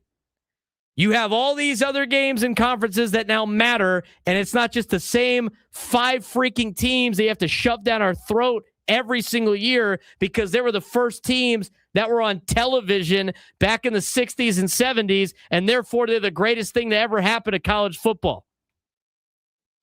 It's stupid. And anybody that's got any affiliation with the SEC that's against against college football playoff expansion, just know the SEC is in bed with what TV company? ESPN. And ESPN has what? The controlling rights of the college football playoff. And the SEC And ESPN, that control everything, they like how everything's going. This is great. We own everything. What happens if the college football playoff expands to 16 or more teams? In the contract, they now have to renegotiate who has the the media rights for the college football playoff. Why do you think ESPN and the SEC don't want to expand the college football playoff? Is it about the game? Is it about the best teams making the tournament? No. It's about money. Why do you think the Big Ten wants 24 teams? Who are they in bed with, TV-wise? Anybody want to tell me? Fox and NBC. I'm sure Fox and NBC would love to have the college football playoff. So when you get entities that are part of these organizations trying to tell you what's best for college football, take a step back and start realizing where they're coming from. Oh, the college football playoff expanding to 24 teams, that's not going to make any of these games more interesting. It's going to make it worse. It's going to make it worse. Oh, just like 4 teams to 12 teams did? It made it worse? Eventually, the money will balance itself out. Other teams will have a bigger slice of the pie. Other conferences will have a bigger slice of the pie. And instead of them finagling the money and making the rules so only they get to get in the playing, they get to go in the playoff and compete for a national championship, it would actually level the playing field. And when you level the playing field, you're not going to get Georgia dominating everybody because guess what? They got to compete with other schools that have money now. It's a big reason why they don't want to do this. They don't want to compete. These schools don't want to compete. They like being on the top and the rules benefiting them, and they're trying to protect it. It's stupid. Stop listening to the national media talk about like, this is terrible for college football and all that. It's great. It's wonderful. I would love to see a West Kentucky go in to Tuscaloosa with a more balanced roster and beat up on the Crimson Tide. I'd love it. It'd be great. It'd be entertaining. Wouldn't you love to see that, Frank? I would, yes. I would love to see that. You're going to tell me right now that more college football playoff games is going to upset you? I'm not going to watch this. This is going to be a blowout. This is terrible. You're going to tell me that doesn't make all these games more meaningful when you have an opportunity to play? I mean, if you're watching college football right now and your team loses 2 games early in the season, why would you even watch the rest of the year? You're playing for nothing. It's a waste of time. But now all of a sudden the college football playoff expands and you have a chance to make it. Am I watching the rest of the season now? Probably. How does that make the games less important? I don't understand. It might make the Iron Bowl less important to everybody that watches the Iron Bowl, but guess what? That's one less game. That's one game that gets slightly affected, and it's still important to people. Make it even. It's sports. Otherwise, why do you even have all these other groups? It's ridiculous. Now, I'm not a believer in everything getting expanded. I think expanding the NCAA tournament is a waste of time. Everybody's already represented there. You don't need to change that. It's funny. They want to expand the NCAA tournament for college basketball. They want to expand that because who does it benefit, Frank? 2 conferences. Yep. The Big Ten and the SEC. We're all about expanding the NCAA tournament, which has no business expanding. But then you get to the college football playoff, and all the same entities are like, oh, this is terrible. We can't do this. This is terrible. Why? Because expanding the college football playoff, who does that benefit? That benefits everybody besides the top 2 conferences. Pay attention to that the next time they try to shove some BS down your throat. When we come back, Craig Stammen was on with the morning show, part of our manager's report. We'll hear what he had to say about the Padres. We will come back at the end of the show, talk Padres Cardinals for the weekend, and get you ready for some Padres baseball. Braden Surprenant Show, setting us over at Sports Station 97 through the Fan.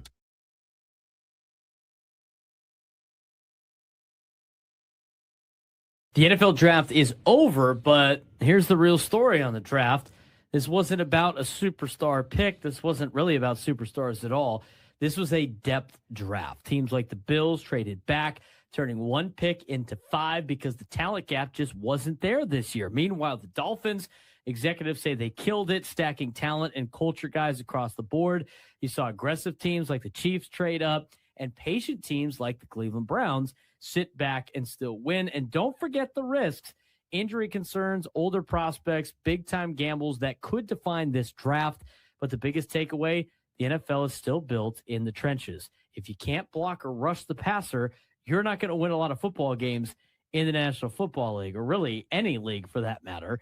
So who actually got better and who just thinks they did. All right, let's talk about the NFL draft from this past couple of weeks. It's officially in the books, 257 picks, 3 days. Now the real question begins. Who actually got better?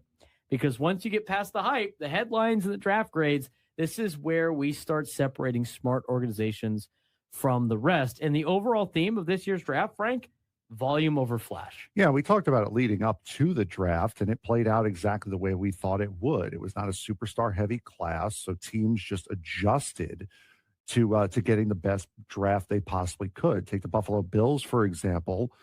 They traded back multiple times, turning 1 first-round pick into 5 total picks, which should tell you everything. And that teams viewed the late first round and early second rounds as more or less the same kind of tier. So instead of reaching, stack picks, get as many guys as you possibly can.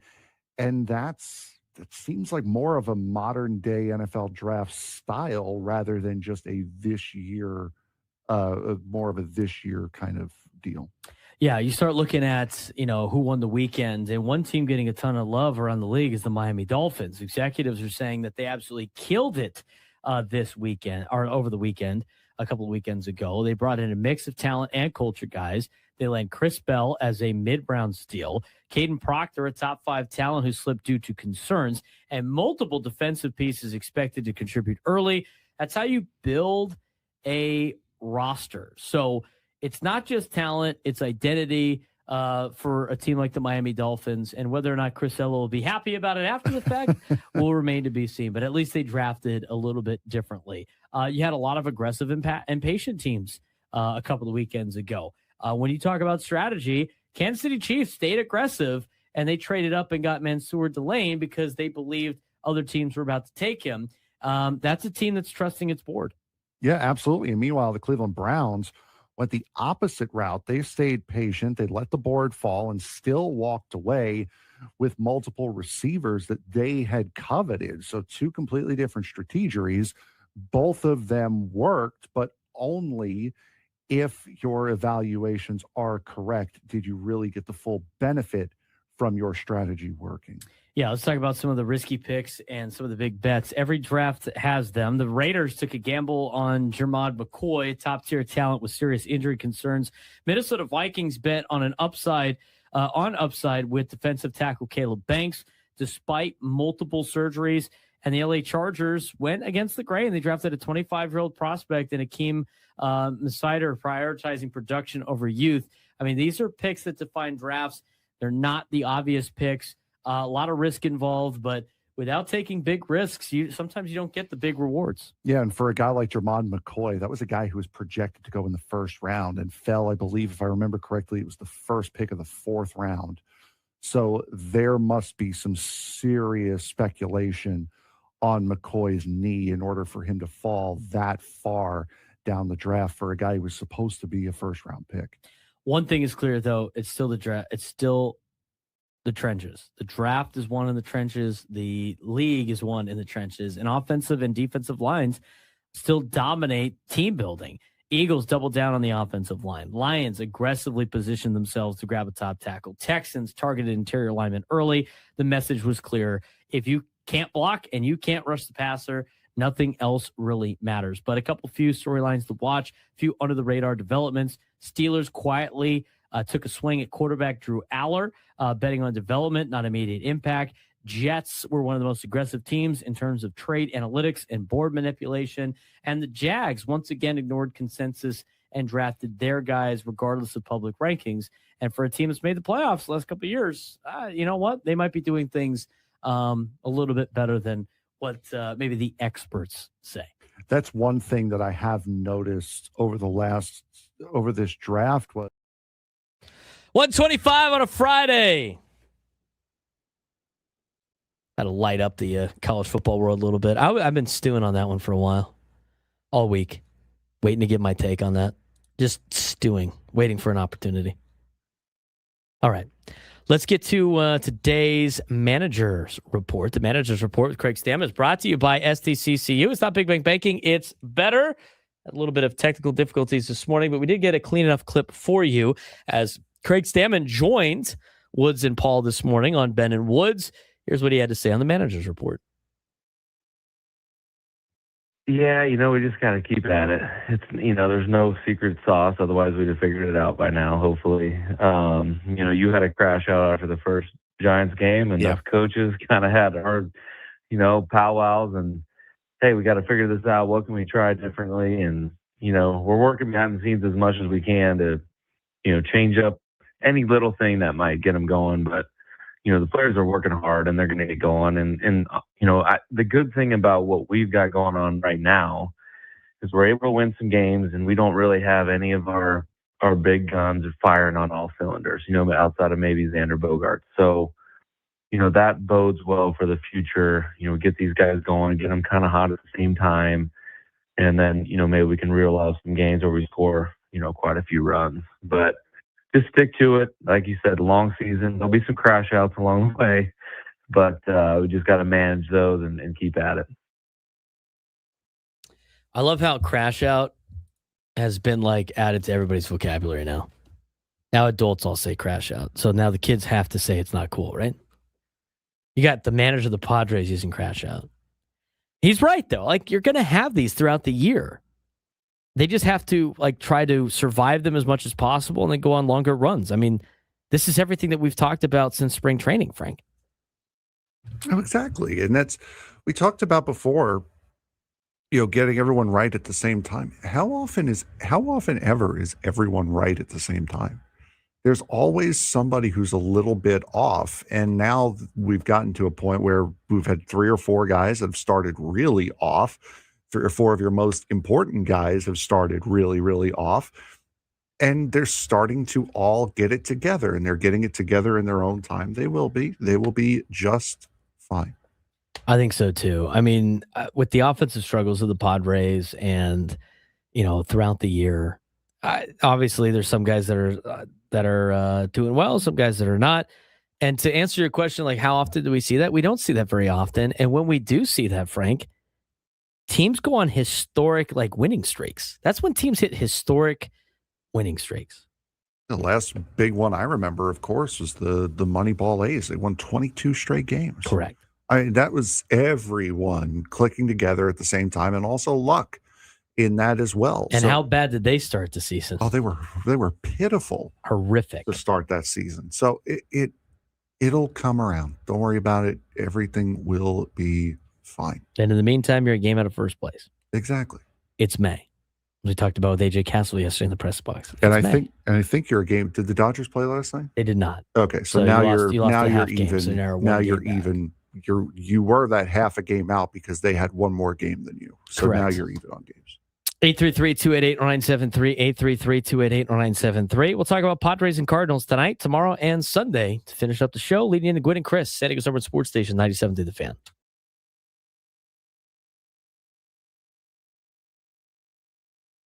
San Diego High School Sports producing a rare kind of athlete right now, and Daniel Horniak might be the best example. 6'9" sophomore at Poway High who plays both baseball and volleyball at the varsity level. But by the way, both spring sports here in San Diego.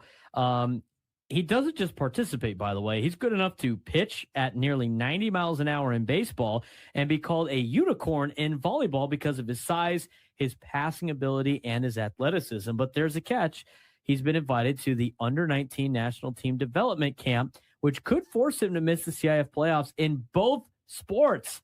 So the question becomes, do you chase high school championship or championships or international development at 17 years old? And honestly, there's no easy answer, just opportunity, pressure, and a decision most athletes will never have to make. This week in San Diego High School sports, it is defined by only one theme: specialization and versatility, and what it costs to chase greatness. And no story captures that better than Poway's Daniel Horniak.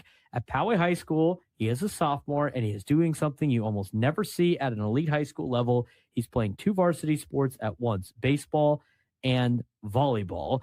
At 6'9", he's already a mismatch problem in both, a pitcher and a first baseman in baseball, and a high-level two-way presence in volleyball. But here's the catch: he may miss the CIF playoffs in both sports because of an international opportunity. Horniak has been invited to the under-19 national team development camp with a chance to represent the United States in Canada later this month.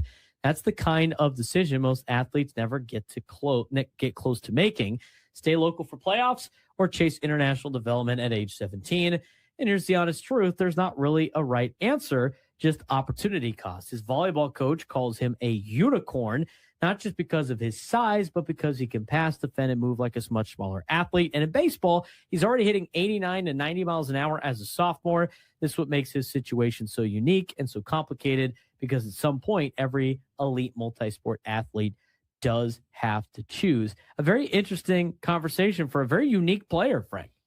Yeah, for me, I'm one of those guys that if you want to play like one of the best, you have to put yourself up against the best. And I think internationally might do that for him. So for me, if I'm Daniel, I'm taking the international bit. It's something you may never get an opportunity to do again. Still have 2 years of high school left, so I understand you may not get to CIF playoff again, but that is something you at least still have opportunity to get to. For me, I take international, and representing your country is something that you may never. That's a once in a lifetime potentially opportunity that is put in front of you, and as a way to grow, I don't see how you could pass that up. Especially as a sophomore. Now, Yeah. I think there's other questions. If he was a senior, I think it would make it a little bit more difficult, 100%. obviously, because guess what you can't get to do? You don't get to go back to high school and play, with your friends, with kids you grew up with. And that's already a dying kind of situation in both youth sports right now anyway. So that is a difficult decision. Is that for baseball? It doesn't specify what sport. Yeah. I don't think it really matters. I mean, representing your country in any sorts of situation is really impressive. Regardless, if he takes the baseball route, he might not ever be able to represent his country at an Olympic or something like that, right? But if he goes the volleyball route and he's elite at volleyball, maybe he gets to do that in the future. But there's not a lot of answers there for what he can and cannot do.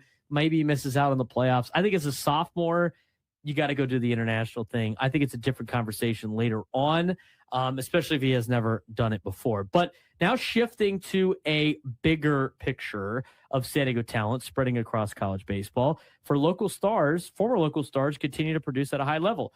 Jet Kennedy is hitting .337 at Cal Berkeley, power numbers from the shortstop spot. Trevor Smith contributing at Washington State. He is the brother of Austin Smith, who played at Granite Hills and then went on to play at USD before now getting drafted and playing for the Toronto Blue Jays organization. You got Matt Priest out of La Jolla Country Days hitting for .340 at Washington State after transferring from USC. San Diego isn't just producing talent, but it's also exporting impact players immediately into the college lineups. And as we do these high school reports, it's good to go back and look at what some of those kids that have already graduated are doing at the college level, Frank. Yeah, for sure. It's always nice to see how some of these players have progressed, and the same thing can be said as on the softball side as the region continues to dominate more, staying locally. At Stanford, Torrey Pines product Kara Chan is hitting nearly 400, while El Cap's Ava Gall is also producing at an elite clip behind the plate. And at Arizona, Cathedral Catholic's Serenity Trice.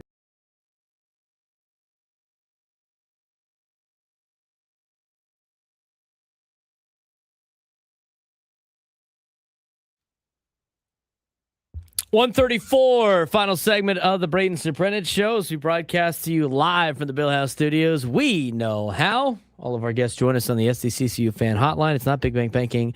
It's better. He's Frank Marchese. I'm Braden Surprenant. The Braden Surprenant Show, live and local each every day from 10 to 2 on San Diego's Urban Sports Station 97.3 The Fan. You going to go to any of the games this weekend?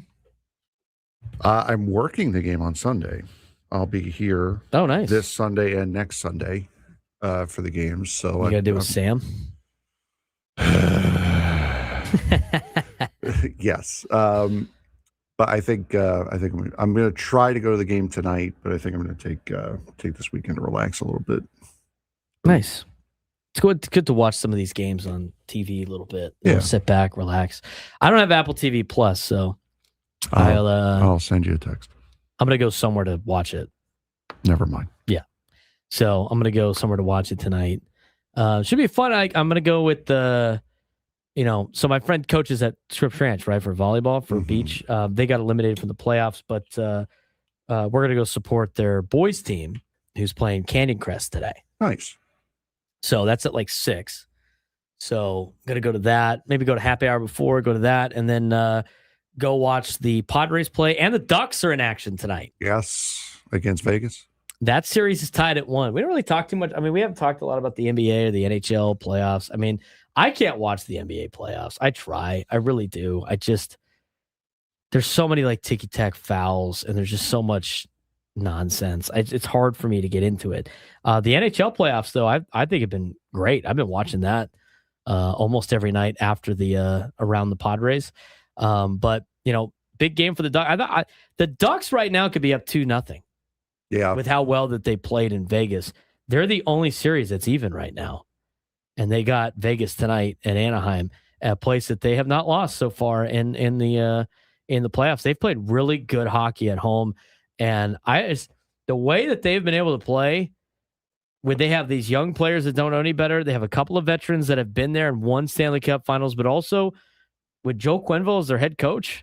I mean, this is a scary team to deal with in the playoffs. Now, if they can survive Vegas for the next couple of games in this series, kind of fit the mold that they did against Edmonton, I don't know if they're not. I mean, Colorado looks unbeatable right now. I mean, they got into a shootout with Minnesota in game 1, was a 9-6, and then they hammered Minnesota in the last game to go up 2-0. They're going to go to Minnesota now for game 3. But Colorado's up 2-0 on Minnesota. Vegas and Anaheim tied at 1 game each. Buffalo has a lead on Montreal 1-0 after was it 2 days ago that they played? They're going to play tonight. And then Carolina's already up 3-0 on Philly. Carolina has yet to lose a game in the playoffs too. Carolina and Colorado look to be on somewhat of a collision course right now, but maybe Carolina Buffalo would be a pretty good Eastern Conference final. That would be an incredible series. But so far, I mean, I've watched mostly the Ducks games this playoffs. I know you like hockey. What's your what have you noticed the most out of the NHL playoffs? The Flyers, as they said after game 1, they just do not look ready for the moment. They're not quick enough. They're ahead of pace from where they should be right now in their rebuild. So to have gotten this far is actually very, very good for them. Congratulations to them for getting it this far, but they are not ready for this moment yet. The Buffalo Sabres look legit. The Ducks look like a very, very good team, and you could tell how bad they want it. There was that schmoz in the third period of the game a couple nights ago where just everybody dove into the net, backing up Dostal to preserve the lead. And yeah, Colorado's just an unstoppable force right now. So playoff hockey has been living up to its expectation. It has been incredible no matter which series you watch. Yeah, and I'm looking forward to tonight's game, Vegas and Anaheim. I mean, Dostal is so close to a shutout. So close to a shutty. Gives up a goal with 5 seconds left on the power play. But yeah, Anaheim has been. I feel like you got to be more confident as a Ducks fan going into the games in Anaheim than you do a Vegas Golden Knights fan after the last couple. Vegas just looks like they're like just playing. They look like they parked the bus like the whole series, and they get lucky. They try to get some early luck on the goal and then just play. And they've played incredible defense. It's hard to score against Vegas, but that's just the way it looks like. I feel confident as a Ducks fan going into game 2. But again, like the rebuild you're showing up earlier than I think. I mean, I know it's taken a long time, but with this group going into the season, making the playoffs seem like a pipe dream. And they've been able to just, they outscored everybody early. Like they just used everything on offense. Now they're actually playing good defense. I thought they looked good on the forecheck too the other night. I mean, they didn't use that a lot throughout the year, but they put pressure on Vegas all night on Wednesday. And if they can continue that pressure and just that relentless effort, I think they're going to have a big game tonight against the Golden Knights. And I will say this. You saw a lot of the veteran guys getting a lot more ice time in game 2 because you lose game 2 in Vegas, it's going to be tough to come back. That's an even split now coming back, and you did your job as a road team. You're the only team that has won on the road right now in this round of the of the playoffs. Yeah, absolutely. And for the Ducks, you also you can't take Vegas lightly. I know that sounds really stupid in the playoffs, second round especially, but this is a team that its entire identity has been the postseason. They've been in the postseason, I believe, every single year except for maybe one that they've been in existence. So this is a team that knows how to get it done in the playoffs, whether they have the best team or don't. They are built, they are ready for this moment. So you really cannot underestimate, say, hey, we're coming home. Just know that if you really want to put a stamp on this series, win tonight. That's a big way to do it. I think so too. I think so too. So should be a fun one tonight in hockey. Let's transition back into Padres baseball. This is a pretty important series for the Padres against the Cardinals as of right now. I said it on the pregame show yesterday, and I'll say it again. And I got this a couple of years ago, a long time ago, from a longtime baseball guy. And, you look at like the strength of schedule, you look at like who you're playing and everything like that. It's like, oh, you're playing the Cardinals. They're not expected to do well. In baseball in particular, more so than anything else, especially in professional baseball, it's not who you play, it's when you play them. And this Cardinals team could peter out at the end of the year. Right now, it doesn't look like they're going to. I mean, eventually maybe their bullpen will catch up to them or some of the youth. Over a course of 162. They are another team that is playing better than what their stats say. Mm-hmm. The run differential is not very good. Their bullpen's 27th in baseball. They're winning despite a lot of those things. They remind me a lot of the 2019 start to the season for the Padres, except they don't have the stars that the Padres had, like a Manny Machado, but they were getting like a lot of things to go their way early, and then they just couldn't survive the rest of the year. But unfortunately for the Padres, like, This is where you need to be able to get some wins against the team that is red hot right now. The team you're playing right now in the Cardinals is not going to be the same Cardinals team that teams were playing in September. No. I don't think so. And the Padres have done very well at Petco Park against the Cardinals. But this is a very important series because you want to cash in on these while you can. I know that the Cardinals are playing a lot better, and maybe it won't come down to playoff seeding, and maybe it won't come down to tiebreakers. But when you're competing against teams, especially right now in the Central with the way the records are, this is the time that you have to capitalize on having winning records against these teams. Padres did that against the Cubs. They split last year. At this point in time. So they're going to have to do that when they go to Chicago. But these games get to Central until teams start falling back down to earth. You don't know which teams in the Central are going to rise to the top and which ones are going to fall. And you want to make sure you have the winning records against the teams that do rise to the top. Yeah, absolutely. And you're going to be playing St. Louis again in the middle of next month. This is a very long playoff caliber road trip that you have to go through. With the schedule, you're playing the Cardinals now. You got the Brewers at Milwaukee. They're always tough. Seattle, again, that'll be another tough series. Of course, the Dodgers. The A's are at home. And then you have the Phillies, who, no matter how bad their start is, they're starting to turn it around now. And they're starting to look like the Phillies that we expected them to look like. The Nationals are meh to close out the month. Then you go to Philly again. Then it's the Mets. We know what that is. Cincinnati's another team that's playing above its weight class right now. Baltimore has a solid team. The Cardinals, Rangers, Braves, Dodgers, Cubs into July, Dodgers again. Then you get Arizona and Toronto, and then it's the All-Star break. So you're playing a lot of very, very good teams right now.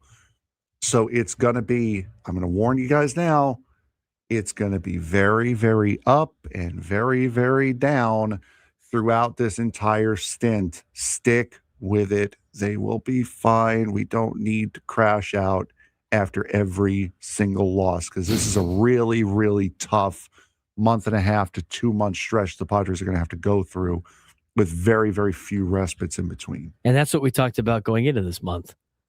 That's why it was utterly important to have the April that the Padres had. The Padres had a really good April. They had a better April than you would think. Obviously, off to a slow start with the month of March that they had, with the Tigers and the Giants early. I think that Giants series is going to bother them for the most of the year because that Giants team is not very good.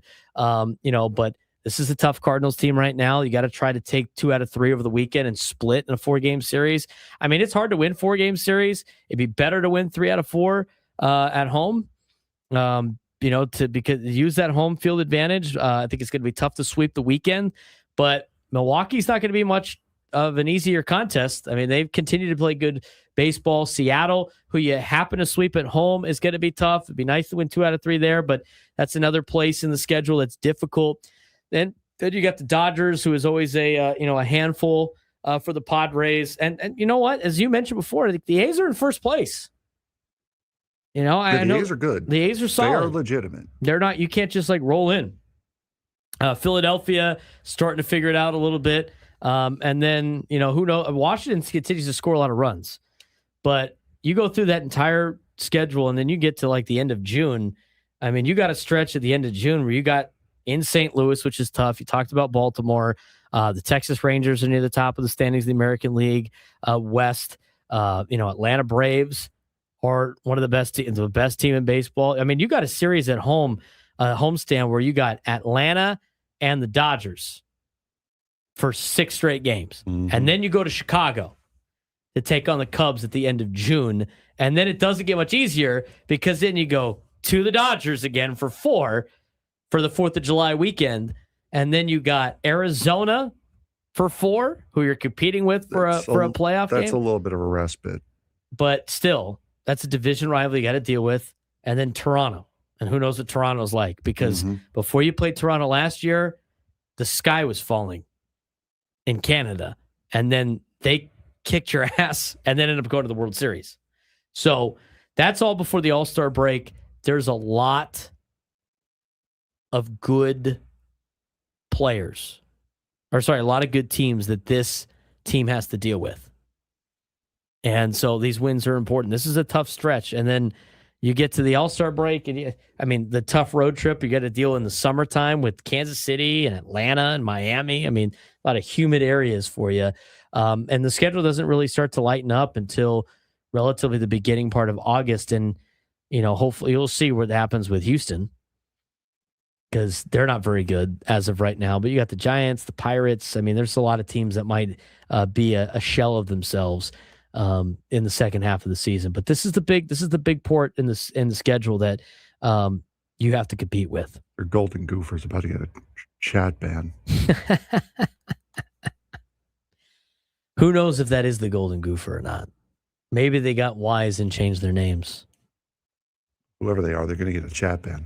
They're about to they get a foul for sure. Well, yeah, several actually.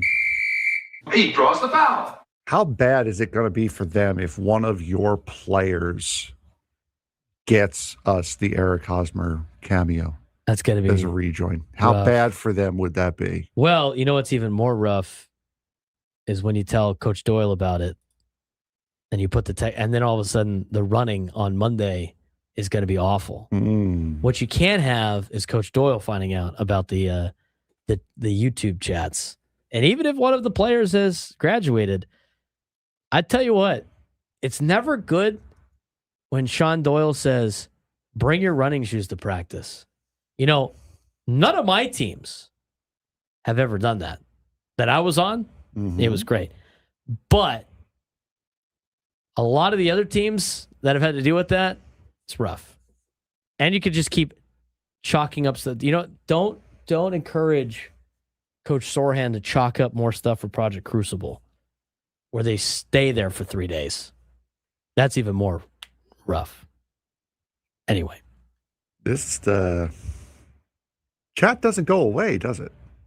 Huh? No, it'll be on there. You can still see it. Right, if you go, exactly. Okay. Screenshots. It does stay there. Not very good. I got 4 minutes left, and then I get to go home, so I don't really. So with those 4 minutes, Michael McGreevy going for the Cardinals tonight against Griffin Canning. Dad's a uni Don. There's your local connection. He's from San Clemente. Do we consider San Clemente part of San Diego, really? I mean, they feel more San Diego than they feel Orange County, but yes, somewhat local. Most importantly, for tonight, again, Apple TV tonight. It is NASCAR night. Nicky P's going. He got the ticket for it. You need a theme ticket in order to get the NASCAR bobblehead. If somebody wouldn't mind letting me borrow that bobblehead, that would be very appreciated. You want to borrow it? Borrow the bobblehead. So you're not giving it back? No. I would not be giving it back. It would be a permanent borrowing of the bobblehead. They sell them, right? Did you see somebody already? This is a foul. Chalk it up. Chalk up the foul to anybody that did this. He draws the foul. Did you see that there were people posting already on eBay and stuff and other sites the Mason Miller bobblehead 2 days before for $70 before they even went and got it? If you are one of those people, you should not be getting the bobblehead. Period. Stop. You should not be going to a game solely for the giveaway to turn a profit. Sorry. That is ridiculous. I agree. All right. McGreevy and Canning tonight has the representation to potentially be a pitcher's duel.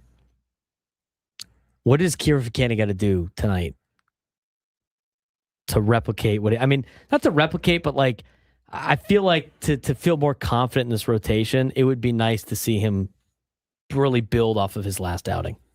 I would say just do what he's done.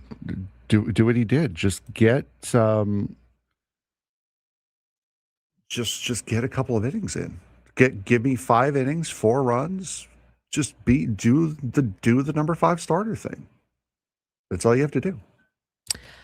Here's my problem with that. We can't have everybody be a number 5 starter. I understand that, but he is coming back. You want to see him get to form. He's still getting ready. He's still amping up to pitch in the major leagues. Right now, it's give me a number 5 start. In a couple of weeks, then yeah, it's going to be I want 6 innings and 2 runs. I'm trying to temper expectations a little bit. If he gets up 3 runs or less, I'll be satisfied. Bold prediction of the night. I got one for you. Bold prediction for the Padres. Weekend. Padres tonight. We're gonna do tonight. Okay. Padres tonight. Maybe you do tomorrow then. Okay. I'll do tonight. We'll both do it. Padres tonight will have their leadoff man of the game get a hit. The leadoff the game of the hit tonight. That's my bold prediction. Okay. They haven't done that, and they've done that twice all year. What do you got? Tomorrow, give me a Jackson Merrill 6th inning home run. That is oddly specific. Yep. Nostradamus Frank on Monday. That's something. For Frank Marchese, I'm Braden Surprenant. It's the Braden Surprenant Show. Gwynn and Chris coming up next. Enjoy your weekend. San Diego Summer Sports Station, 97 through the Fan.